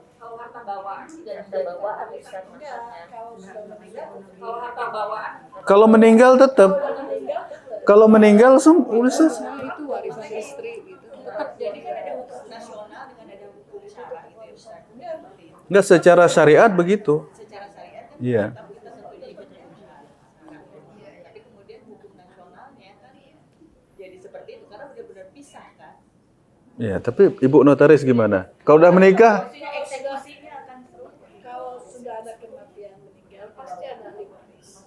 Ya. Dia tetap sebagai ahli waris mendapat bagian meskipun itu dari harta bawaan ataupun harta bersama. Nah, ini orang notarisnya. Biarpun harta bersama. Iya, notaris soleha. Iya, dalam Islam begitu. Biarpun hartanya terpisah. Walaupun udah Dibandingkan ke orang tuanya. tidak. Walaupun udah ditulis-tulis. Iya. Dia dari ahli waris. Iya. Pasti ada ahli waris. Ahli waris. Tapi itu ahli waris bukan hanya istri, termasuk ayahnya, ibunya, semua. Ya, betul. Kayaknya prenup itu lebih dibuat kalau ada misalnya kayak kena status hukum gitu kali ya Mbak ya. Ya. Karena yang memiliki hartanya meninggal. Ya. Ya. Jadi karena status hukum atau terjadi perceraian. Nah, terjadi perceraian, jadi untuk kalkulasinya kan udah mudah. Nih catatannya. Bukan ahli waris. Ya. Ya. Kembali ke asal ya Ustaz. Kembali ke Kalau asal. meninggal setelah bercerai ya dia bukan ahli waris. Betul. Tapi kalau meninggal masih dalam ikatan perkawinan dia ahli waris. Jadi yang dicatat-catat itu tadi ya sudahlah. Ya Bu ya. Yang pisah-pisah harta. Bisa. Sama aja bohong. Sama aja. Kalau takdir Allah dia hidup, ya dia nikmati itu. Kalau takdir Allah meninggal, hukum waris. Gak ada cara lain. Gak ada cara lain. Hah? Tanya dong, ibu saya ada pernah dengar ada ibu-ibu punya anak ya, terus suaminya meninggal duluan, tapi orang tuanya ini masih ada dan orang tuanya suaminya ya Ustaz masih ada. Terus katanya dia bilang ini nanti kalau misalkan anak ini nih yang anak si bapaknya meninggal, ya bapaknya meninggal, katanya anaknya ini nanti nggak dapat warisan ya karena kakeknya masih ada, bapaknya meninggal duluan. Apa seperti itu ya Ustaz? Enggak, kalau dia punya anak laki-laki apa enggak? Jadi ada perempuan menikah gitu loh. Perempuan menikah punya anak, terus suaminya meninggal. Sedangkan suaminya ini masih ada bapaknya. Nah, nanti Si suaminya itu punya anak laki-laki atau tidak? punya. Kalau punya anak laki-laki, semua ketutup dengan adanya anak laki-laki itu. Walaupun bapaknya udah meninggal duluan dari Walaupun. Turun ke bawah gitu. Iya, turun akan habis dibagi keluarga inti. karena ada yang bilang katanya Ustaz ini nggak dapat karena bapaknya meninggalnya lebih dulu daripada kakeknya gitu Ustaz. Tidak, itu Tetap dapat ya Ustaz. tetap dapat. Maka itu yang paling. Jadi ibu-ibu kalau ada masalah kayak gini, kalau ada masalah seperti ini waris dan lain sebagainya, datang ke kantor KUA terdekat. Ya, kantor KUA itu bukan hanya untuk nikah cerai aja. Konsultasi waris di situ ada ahlinya. Dan ahlinya utusan dari negara, artinya itu lebih kuat, ya. Tadi yang satu lagi, mana tadi orangnya? Iya. Iya, iya, boleh. Kalau nafkah itu kewajiban terhadap anak dan istri itu berarti didasarkan ke pernikahan yang sah. Iya, betul. Kalau misalnya kalau kita di Indonesia kan ada akad kita daftarkan ke di KUA. Nah, timbulnya kewajiban nafkah itu apakah hanya sekedar akad aja ijab kabul atau sampai dia didaftarkan? Dari ijab kabul. Nah, kalau misalnya anak itu ternyata itu sebetulnya bukan dari hasil, jadi hamil duluan. Oh, iya. Oke, hamil duluan dia si istri, terus menikah, habis menikah terus cerai gitu. Jadi ya kebablasan itu kecelakaan. Akhirnya cerai juga. Akhirnya cerai juga. Ah. Itu kewajiban si laki-laki untuk menafkahinya itu untuk si anaknya itu timbul keluarga desa. Tetap. Karena secara biologis itulah bapak dia. Meskipun secara hukum itu ilegal. Tapi secara tanggung jawab manusiawi tetap. Nah, kemudian tadi Bu ya, satu lagi ya. Masalah apa namanya tadi? Nusus, kemudian pukul dan lain sebagainya. Jadi pukul itu bukan solusi utama.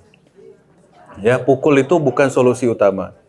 Kalau misalnya ada cekcok dalam rumah tangga, ya, cekcok dalam rumah tangga, yang pertama itu diberikan nasihat dulu.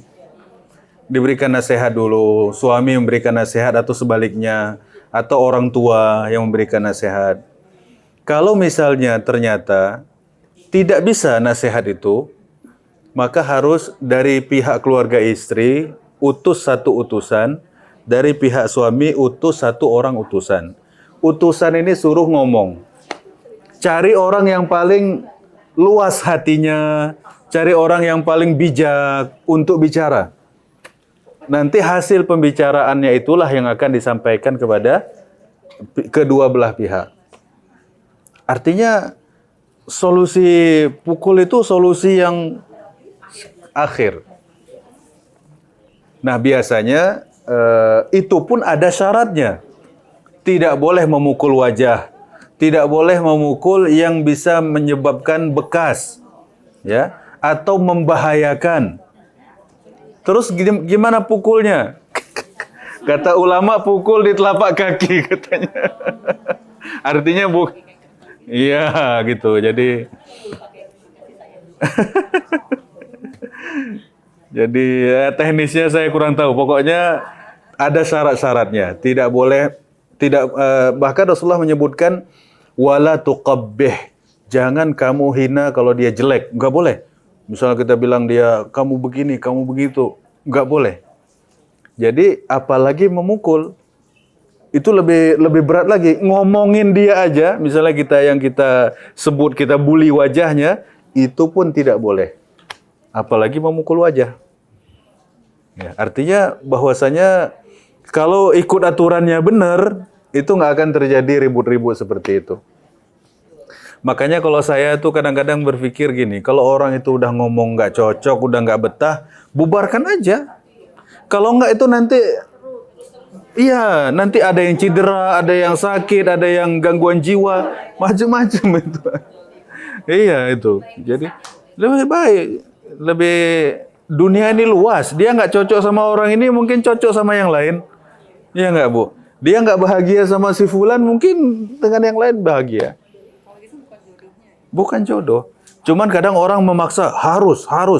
Akhirnya udah nek, akhirnya terjadilah macam-macam kejadian yang pada akhirnya nggak ada manfaatnya juga. Hidup ini panjang, ya Bu ya.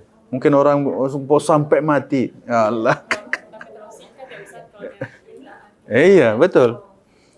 Ngapain kita nyiksa diri dengan misalnya udah nggak cocok? Ngapain? Dunia ini luas ya. Enggak. Iya, dunia tidak sebesar daun kelor. Perceraian itu adalah dihalalkan tapi paling benci.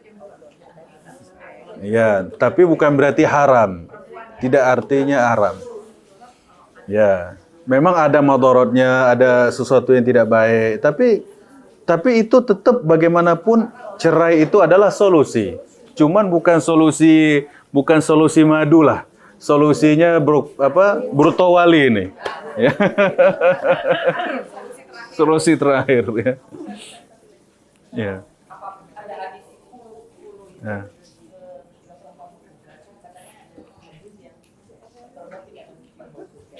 Ya. Ya. Ya, betul. Jadi memang ada hadis yang menyebutkan ayyuma imra'atin sa'alat zawjaha talaq fi ghairi ma ba'sin lam yarih raihatal jannah. Wanita mana saja yang meminta cerai kepada suaminya tanpa alasan yang dibenarkan. Tanpa ada alasan yang dibenarkan, dia tidak akan mencium bau surga. Minta cerai apa dulu alasannya? Nggak dikasih nafkah, suami nggak pernah ada. Kan ada itu ininya. Tiba-tiba nggak ada angin, nggak ada hujan, aku minta cerai Apa maksudnya ini? Iya nggak Bu? Jadi makanya kata Nabi, wanita mana saja yang meminta cerai tanpa ada alasan yang dibenarkan oleh syariat, dia tak akan mencium bau surga. Nah, kemudian yang kedua, ada hadis meskipun kata ulama masalah hadis ini dhaif, kata ulama al-mukhali'at hunnal munafiqat. Wanita-wanita yang meminta cerai itu adalah munafik. Ya, tapi tentunya tidak ada alasan yang benar secara syariat. Kalau ada alasannya benar secara syariat itu boleh saja dan itu solusi. Ya Bu ya, solusi hidup. Udah zuhur ya? Alhamdulillah.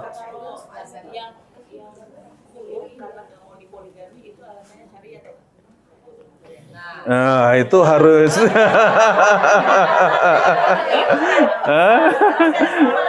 Itu.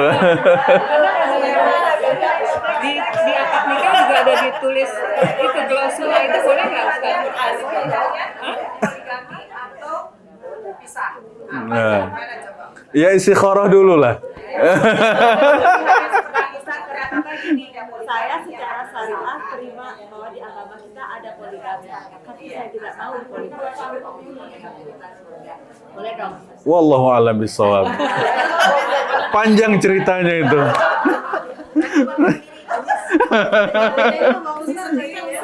Hah? Ya, iya. Soalnya ada kamera, bahaya nih. Ya udah. Nah, kecuali dalam akad nikah ada perjanjian pranikah yang berbunyi saya tidak mau dipoligami. Boleh. Boleh.